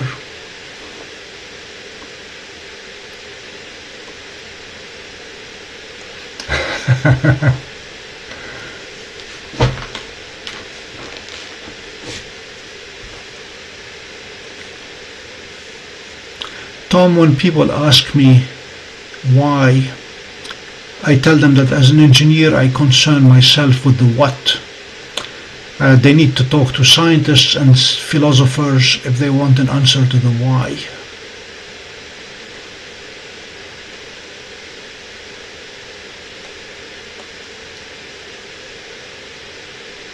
Hello, Phoenix. Is this Phoenix, New York or Phoenix, Arizona? We do have a Phoenix near us.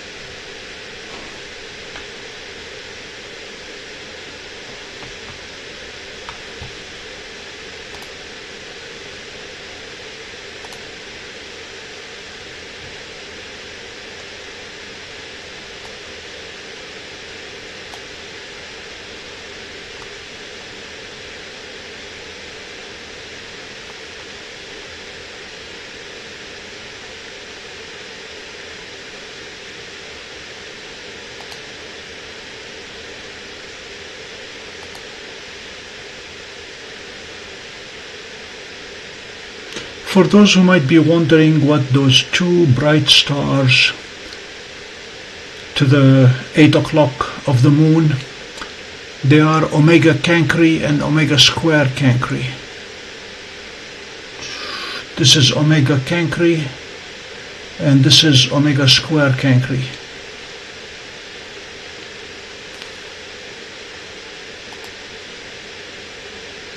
And the tiny dot to the right is HD 65602. Hello, Mick.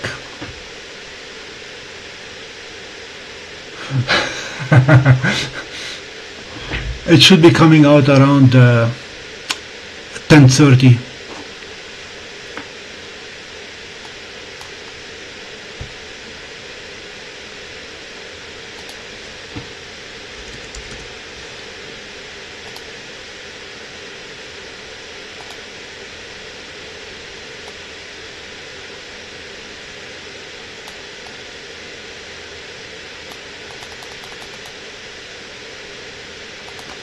Yeah, it will start showing up at 10:31, and it's going to take a couple minutes to come out totally clearly.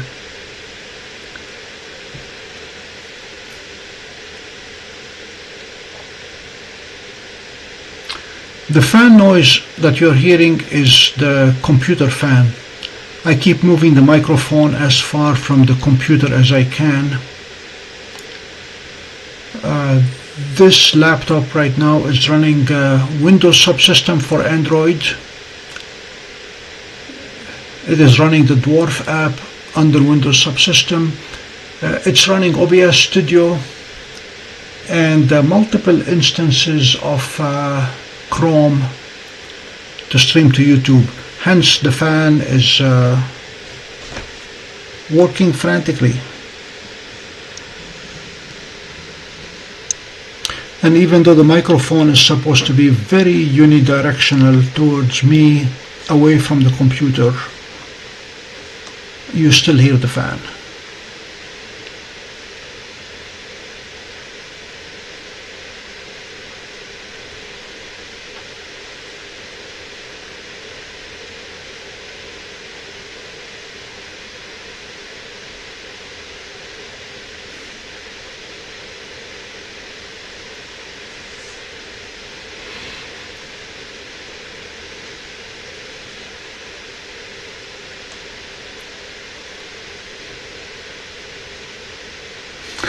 It is working hard, yes. I have been very pleased with this. It's a Dell Vostro 7500 with a ton of memory. When it comes to capturing the International Space Station, and I have a singular obsession with the ISS. Long time ago, I worked on building it. So I'm running sharp cap, very high speed, taking close to 150 frames per second and storing it all into RAM during the pass of the International Space Station, and then move it from RAM to hard drive. And this guy does a good job in not dropping a single packet.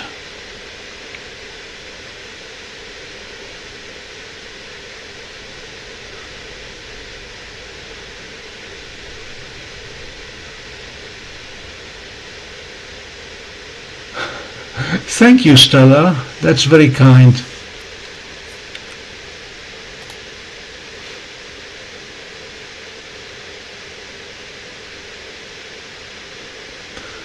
Tarek, good to see you. Which comet atlas? C2023A3, we had some very good pictures of it earlier this fall.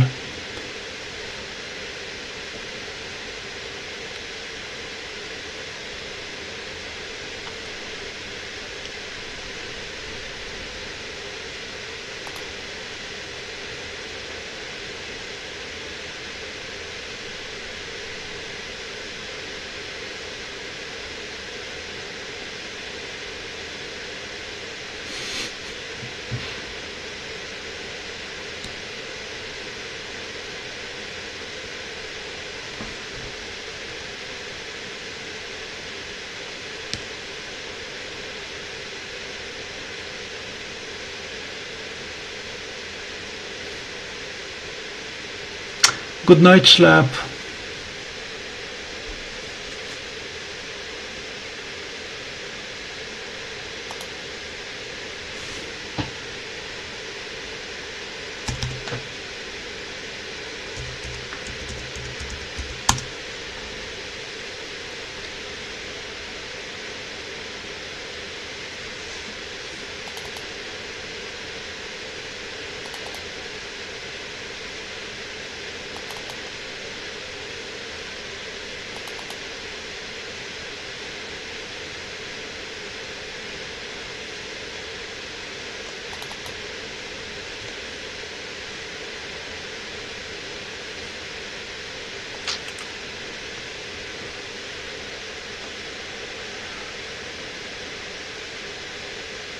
Hello, Alan. This was one of the many pictures that we got of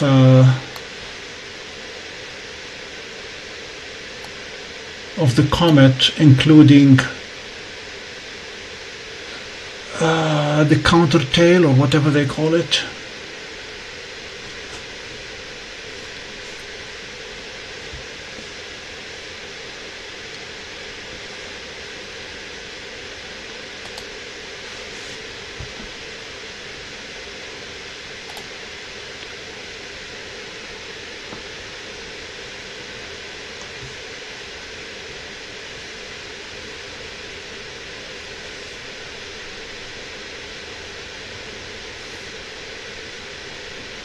You're welcome, Alan. Please subscribe if you're not subscribed yet and join us. We are a fun crowd.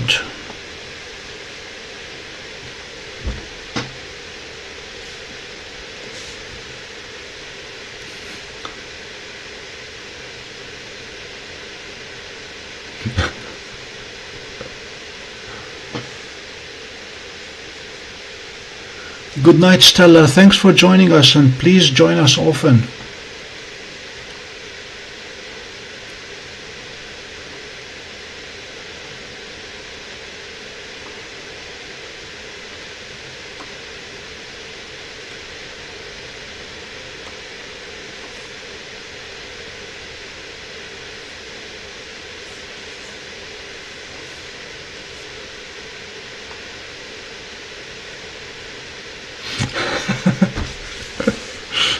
Today's special, and everyone who subscribes today gets a free 1-year subscription to this channel, unlimited viewing and endless humor. Hello, Steve from Sydney. It's already tomorrow there.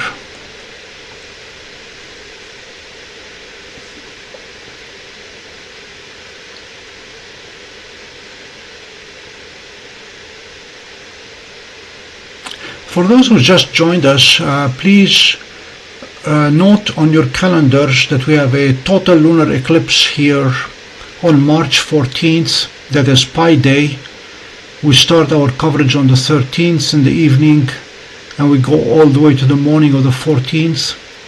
And if you live anywhere near upstate New York, please join us in person. We'll be in Oswego. There will be pies to enjoy Pi Day. And then 2 weeks later we have a partial solar eclipse that we'll be carrying live as well. Greeting Jebus from Uruguay.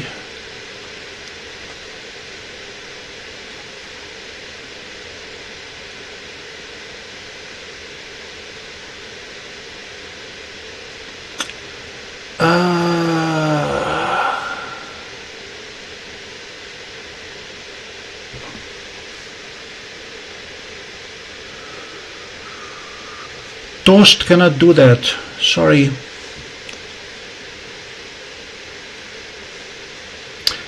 Cannot adjust the brightness.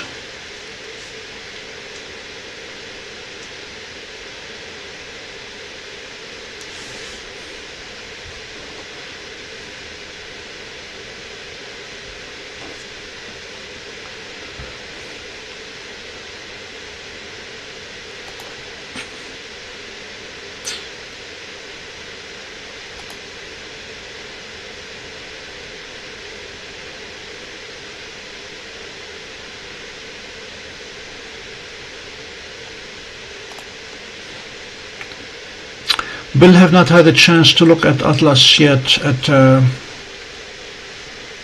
C2024 G3.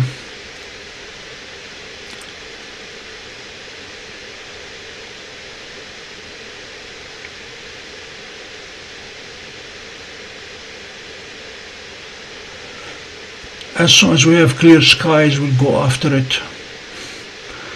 It appears to be an evening comet at this point.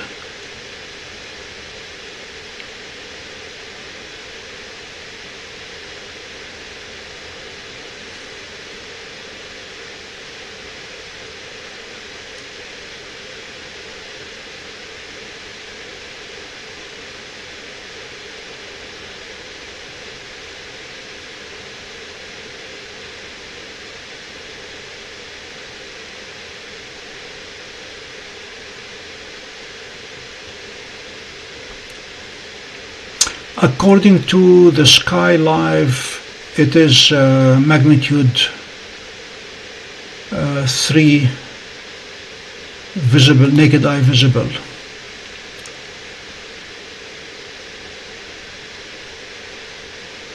But it's very close to the sun right now.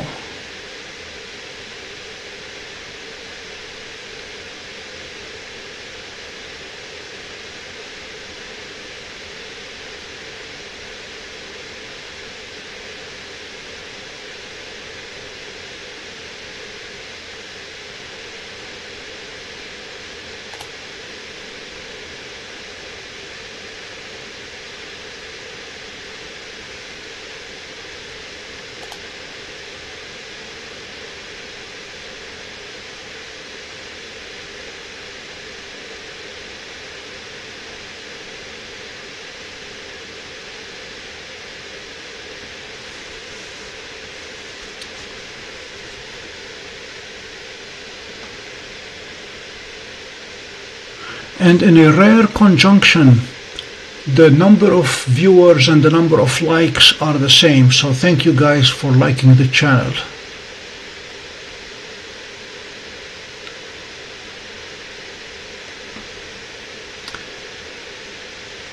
And Mars should be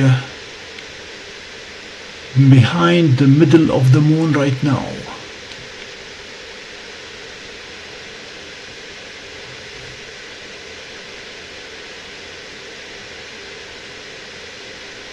Very good, Pico. Wish you the best.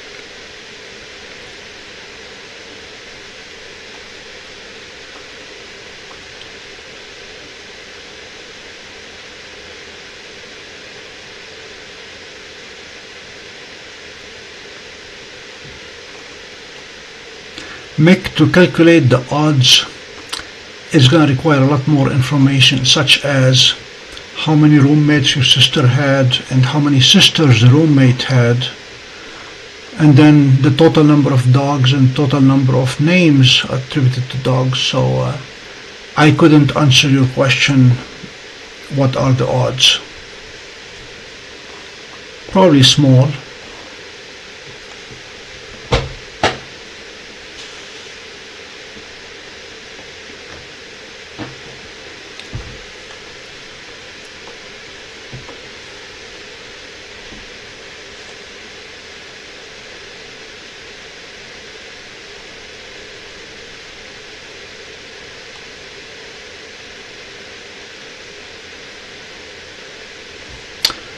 Neo 22,000, what you are observing here is a simulation of the occultation,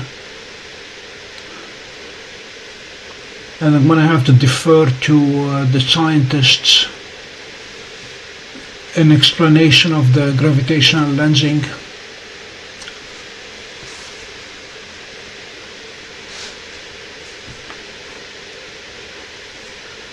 The brightness that Dwarf is seeing is getting brighter, so I'm keeping my fingers crossed that we will see the moon soon.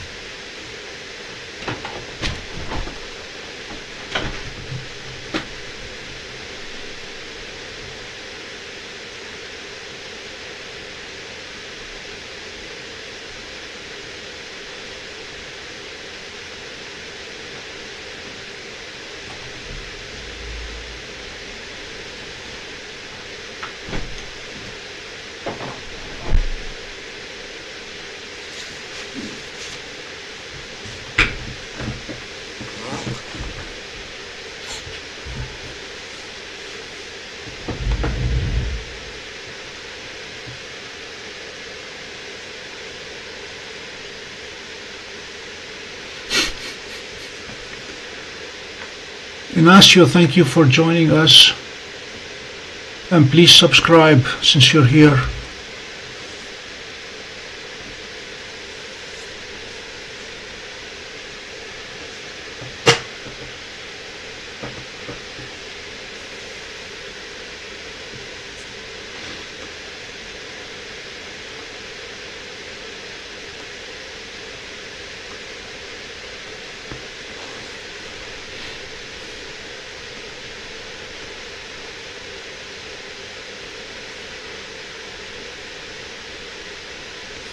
John, it took a couple of minutes actually to hide behind the moon.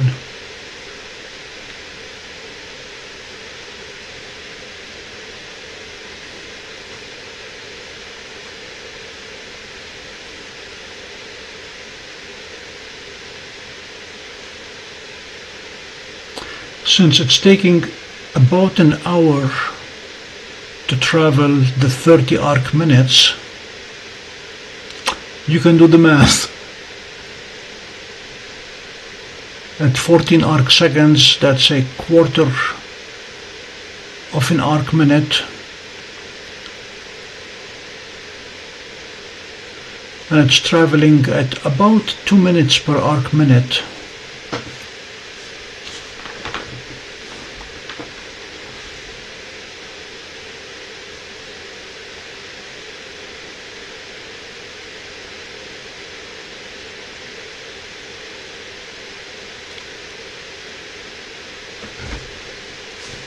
Jamie, you got it right.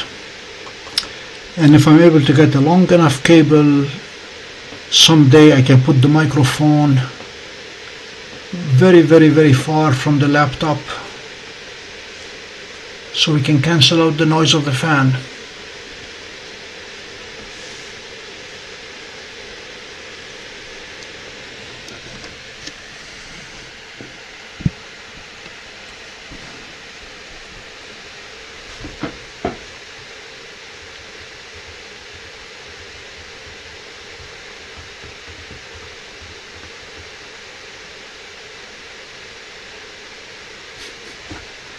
Tariq, you're welcome to always come and watch here.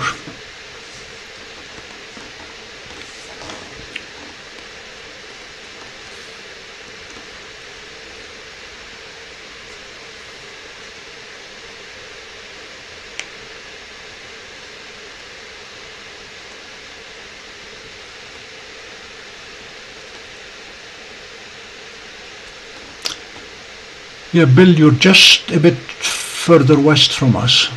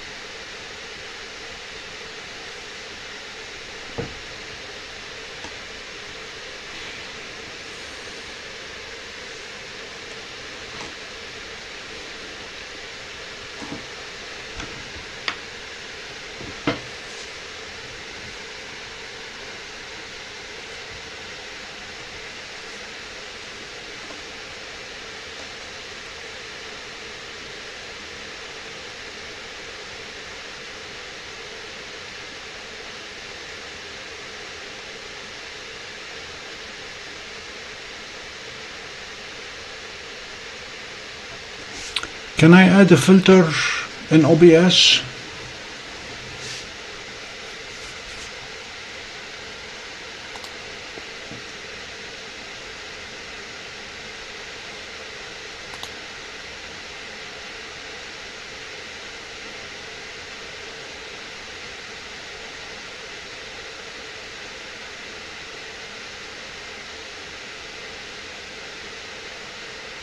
Tariq, I am at home. I'm sitting in my office and controlling things remotely.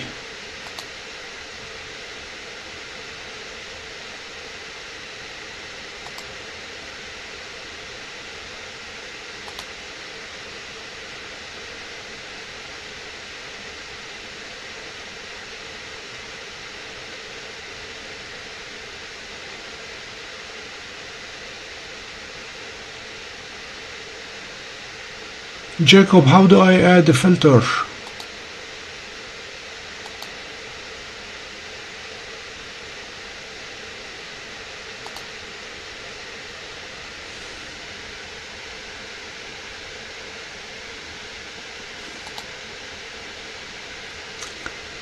Do I need to import them from somewhere else?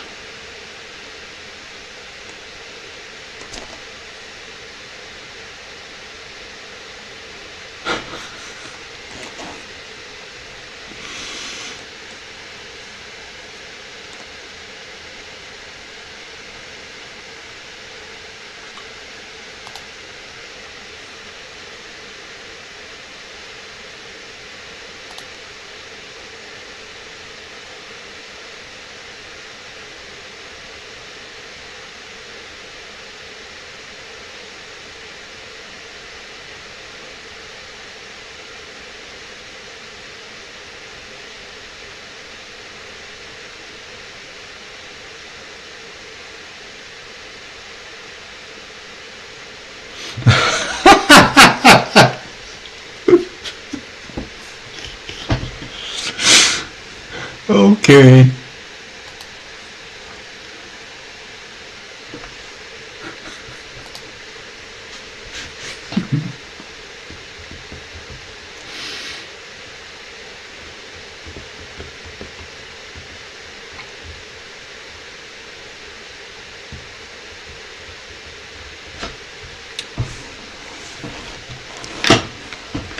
Jacob, I'll need to know your preference for pizza so we can have the right flavors ready for you, or the right toppings.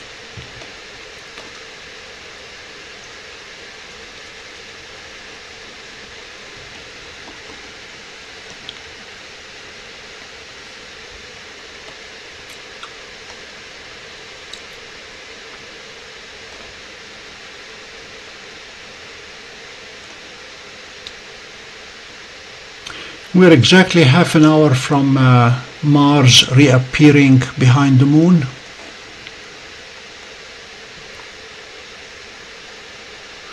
Right-click on audio capture.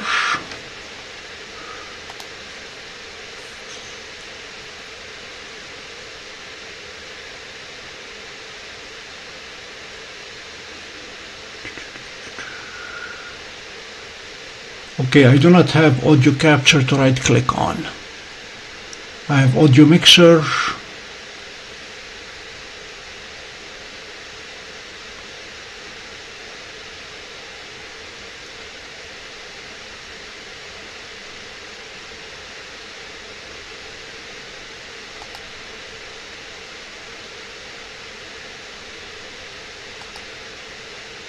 Okay, I see filters, and when I select it, aha,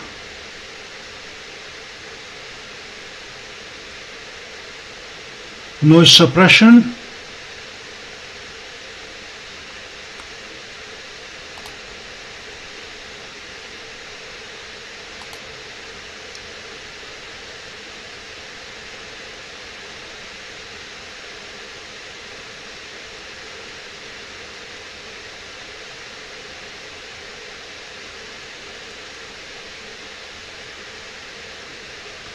okay.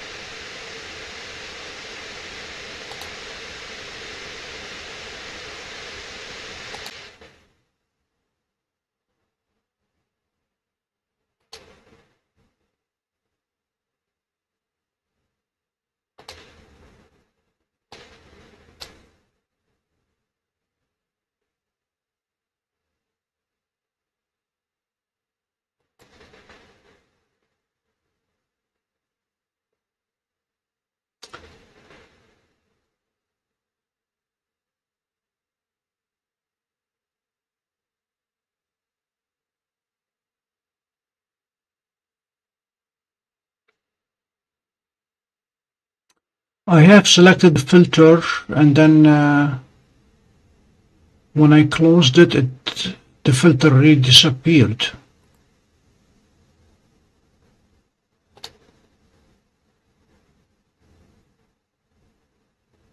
Oh, good. Thank you.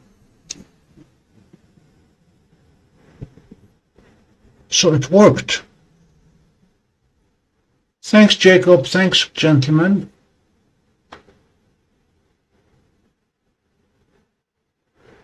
And CPU usage went from 1.4% to 2.4%. No touch.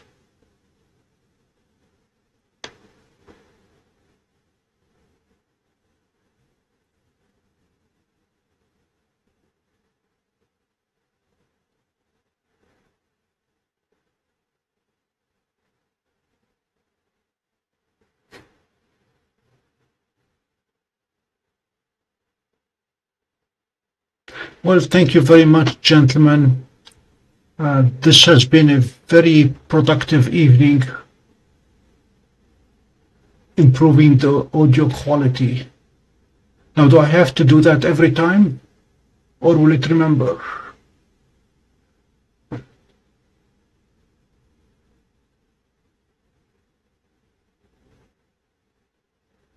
Jacob, I'm told to keep my hands off and not to add anything anymore, so we will not add anything.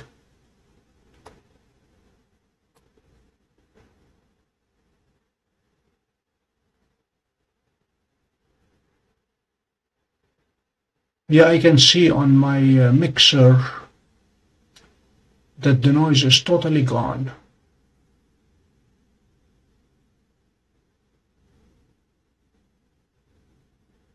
Tarek, I see you went all out with those speakers. Good for you.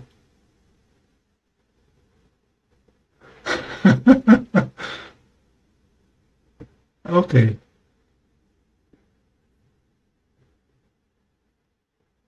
Tarek, you remind me of the joke where two friends, two college roommates, one of them went out on a blind date, and when she came back, her friend asked her, "How was your blind date?" She said, "Terrible.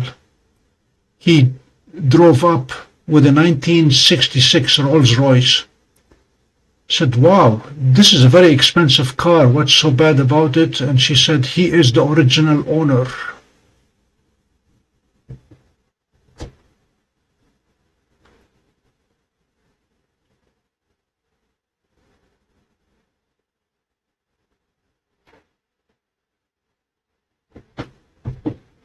We can control keyboard sounds by not using the keyboard, Bill.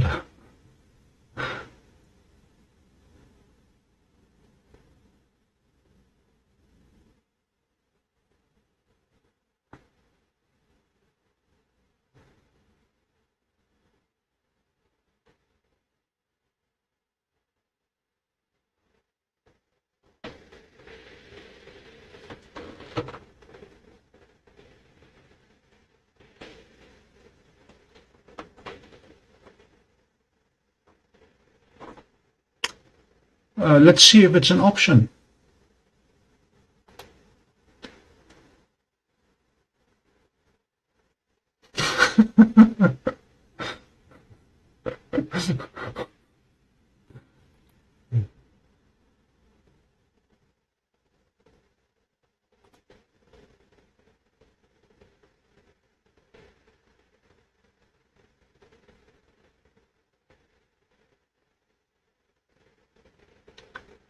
I don't see any keyboard suppressor.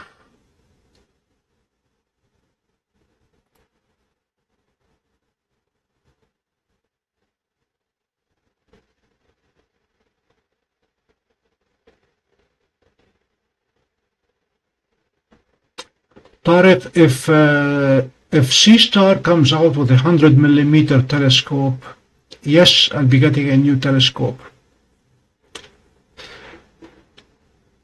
If not, at this point,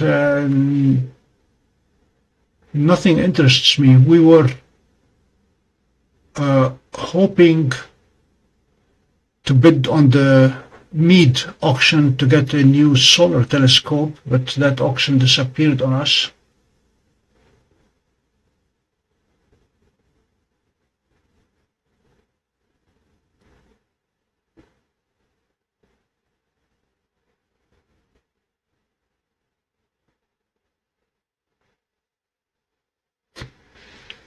S200 will be fine. I'm still waiting for the Vaonis folks to tell us what they are doing, because they haven't done anything since Vespera. They put out 4 different models. They're due for a good big scope.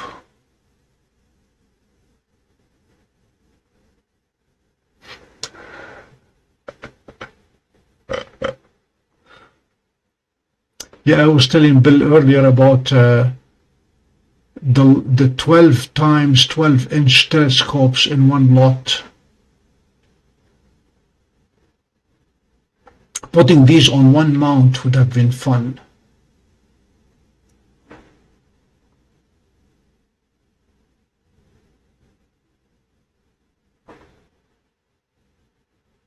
We have 20 more minutes here for occultation to be over.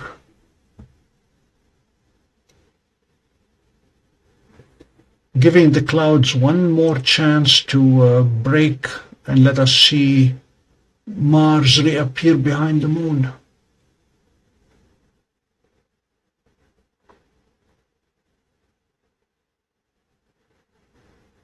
Tom, I have a Lunt 50, which I got on the front end of the pandemic.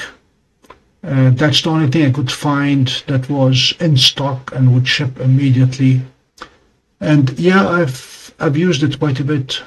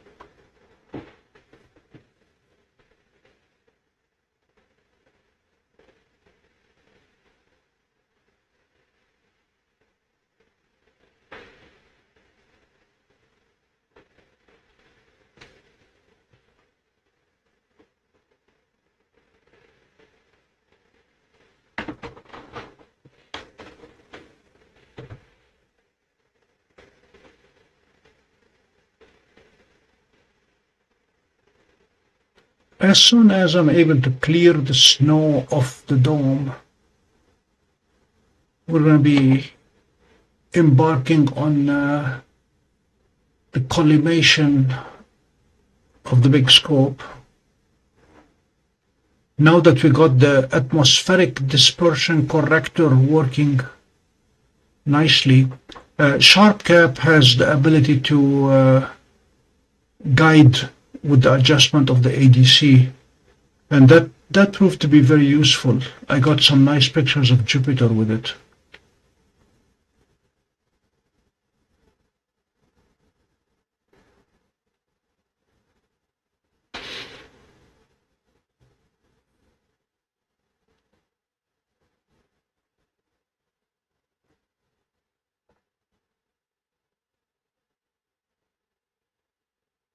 Not too good. South from here, I can get the south if it's high enough. What do you have in mind?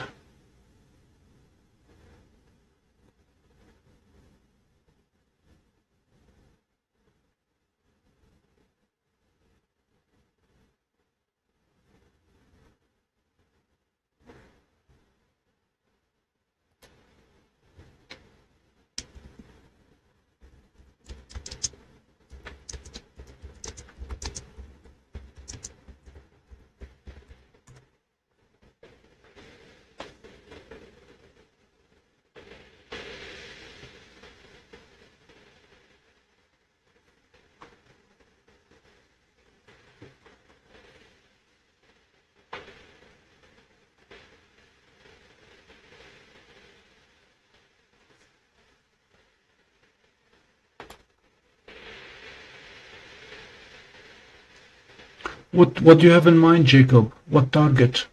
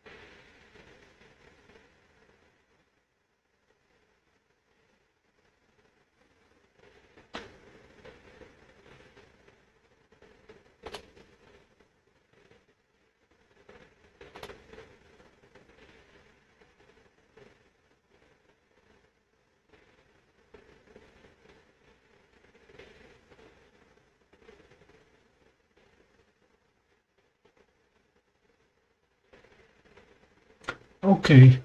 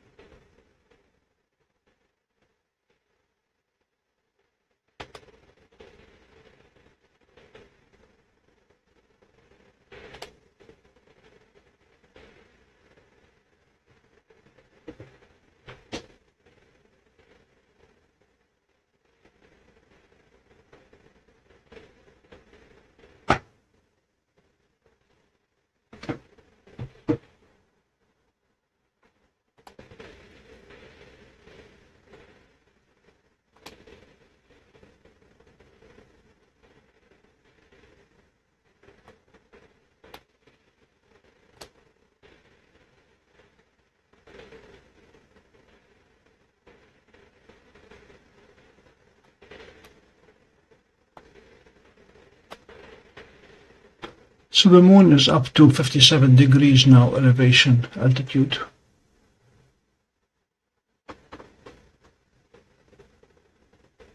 Good night, Mick. Thank you for joining us.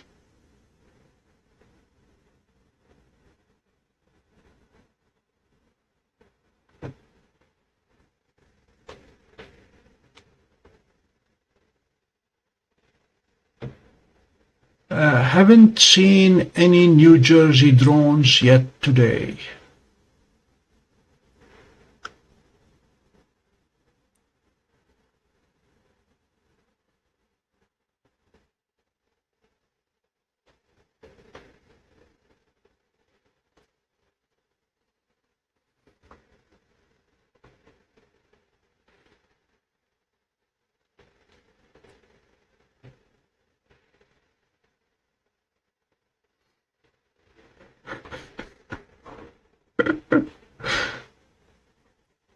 Gonna go grab some water. I'll be right back.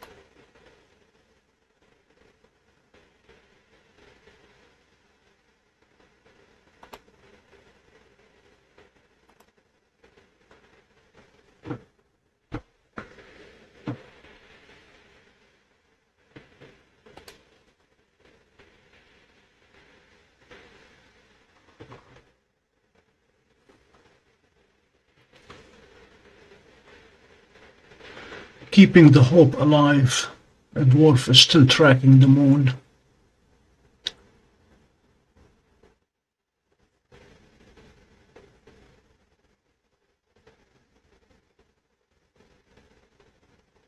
I saw it ever so briefly earlier tonight.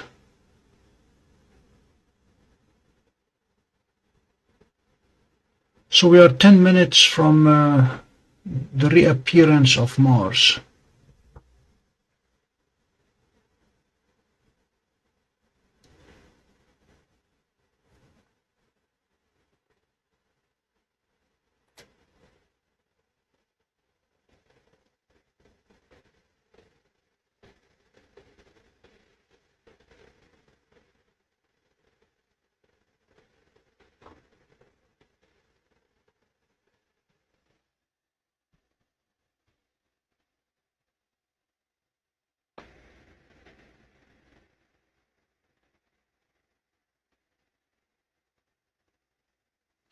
Is this any better, Bill? Yeah, okay.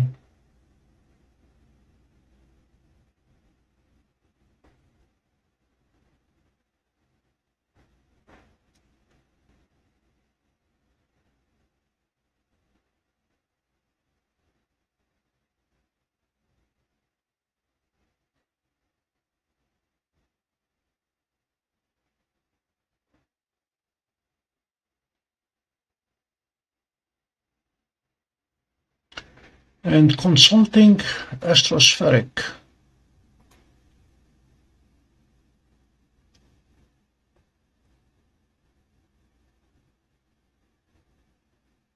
It promises clear skies tomorrow morning in the midst of lake effect snow.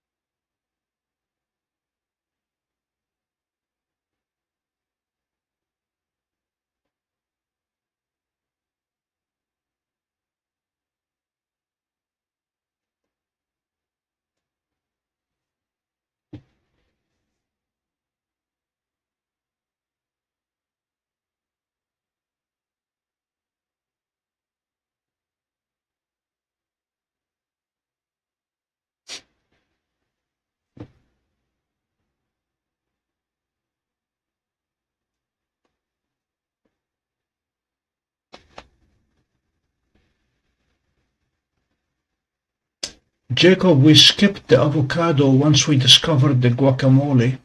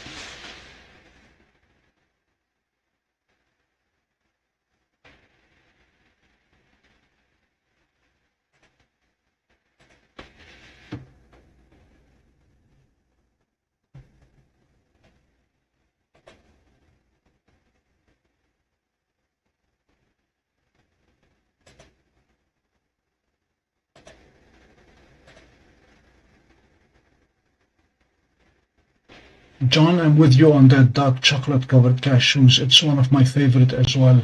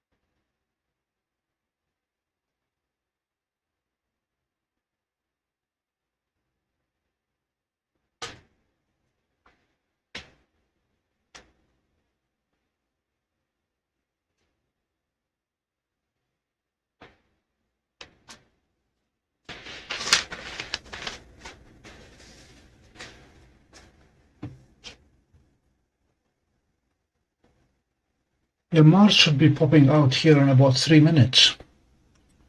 Very soon.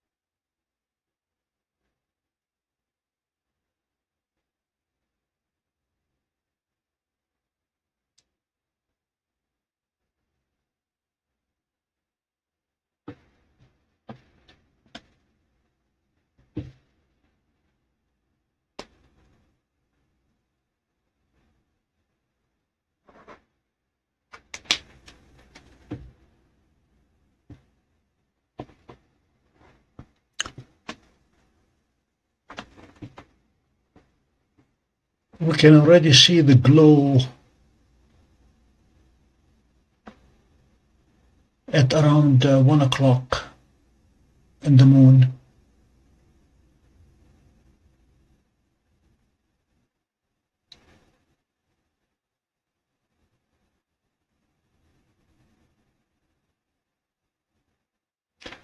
Good night, Tom. Thank you for joining us.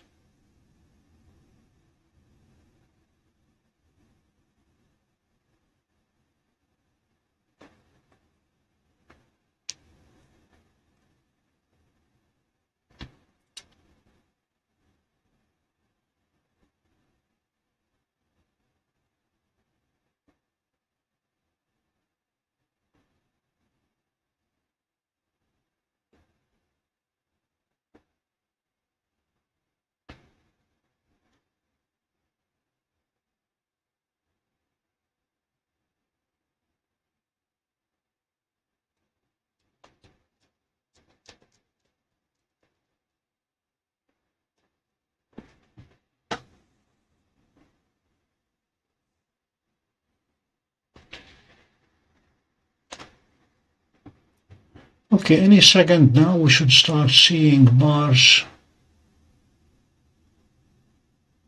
appearing from about 1 o'clock.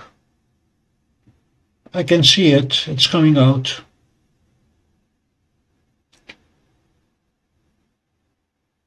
It looks like a zit right now.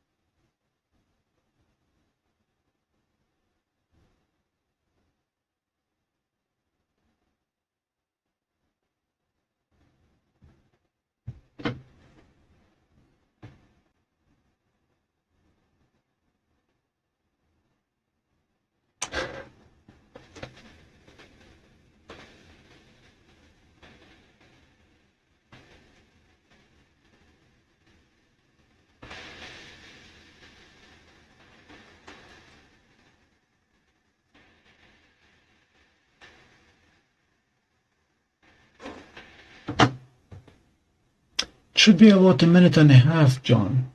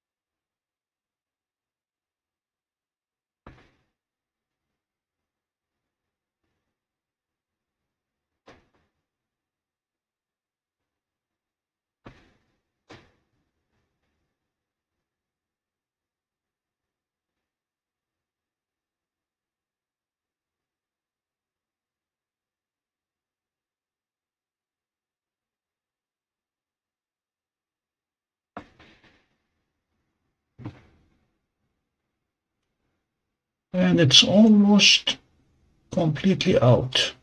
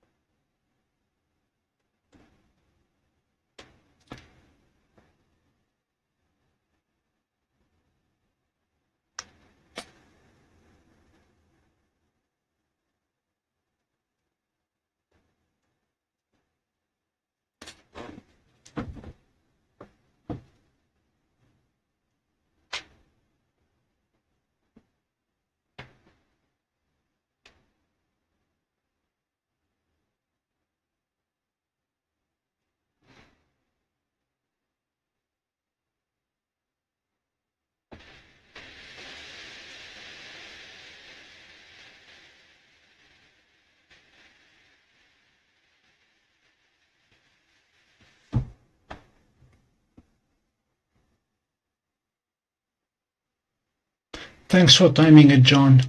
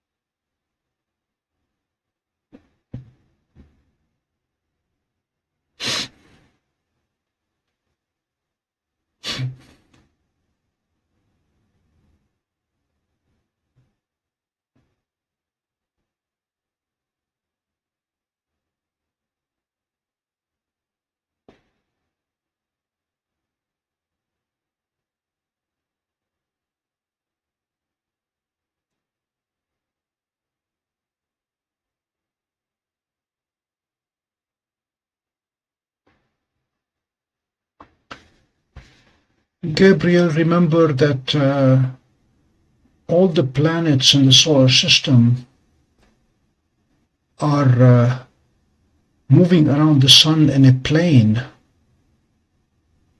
and this is why, if you consider the ecliptic, or this is how, I should say, not why, this is how they intersect each other's path from any vantage point. At the end, they're all within one flat plane going around the sun.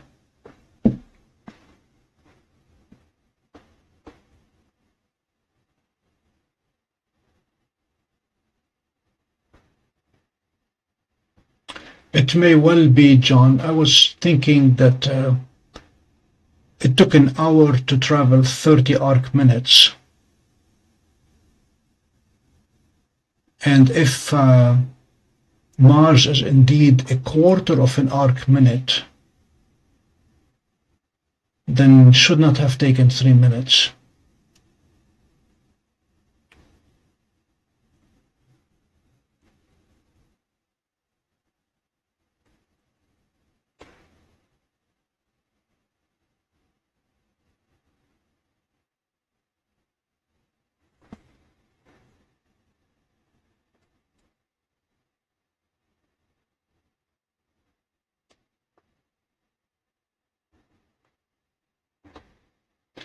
Jacob, and then there is poor Pluto, who was voted off the island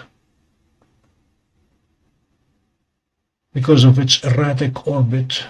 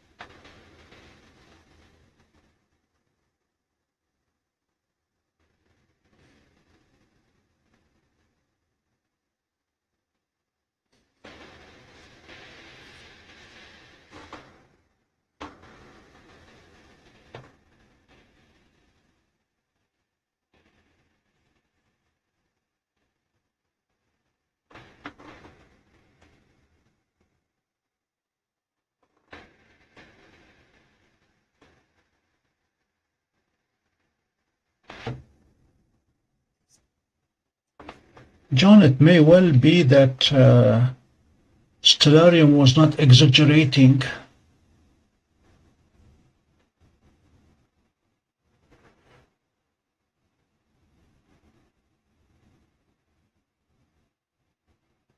That was the glow around Mars that we were seeing.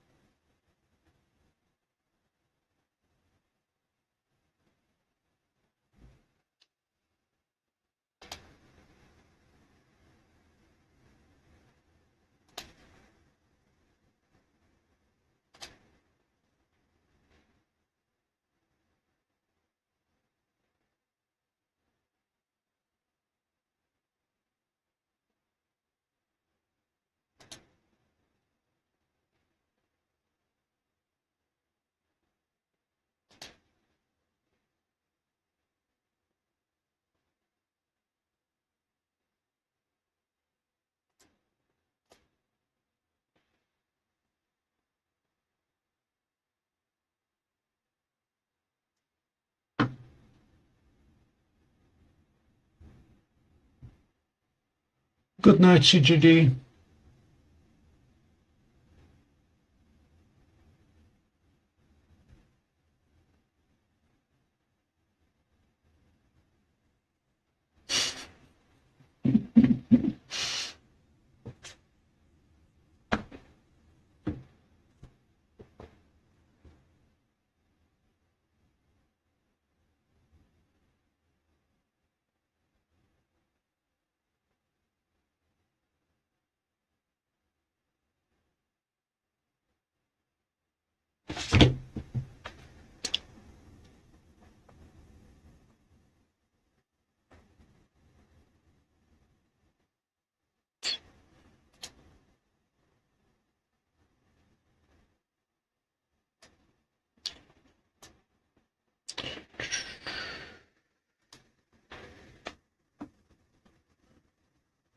Now you can see the moons of Mars.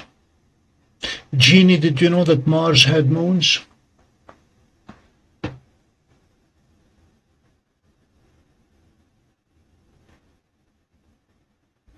Good night, Daniel.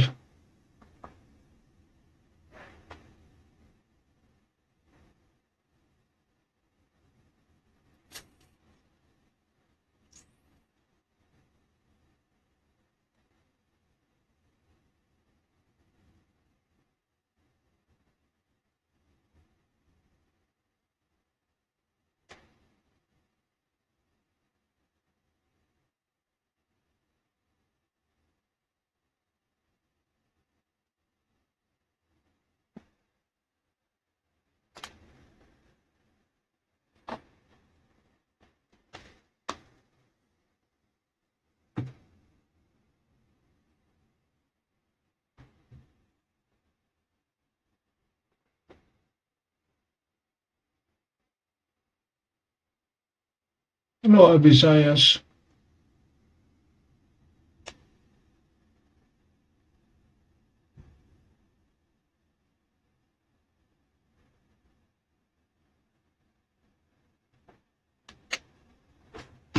Well, I guess it's time for this old man to go to sleep.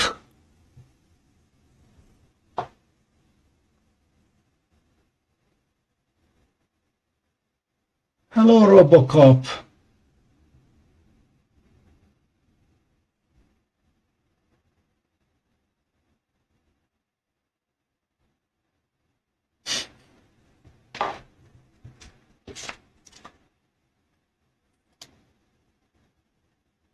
I thank you all for a fascinating night,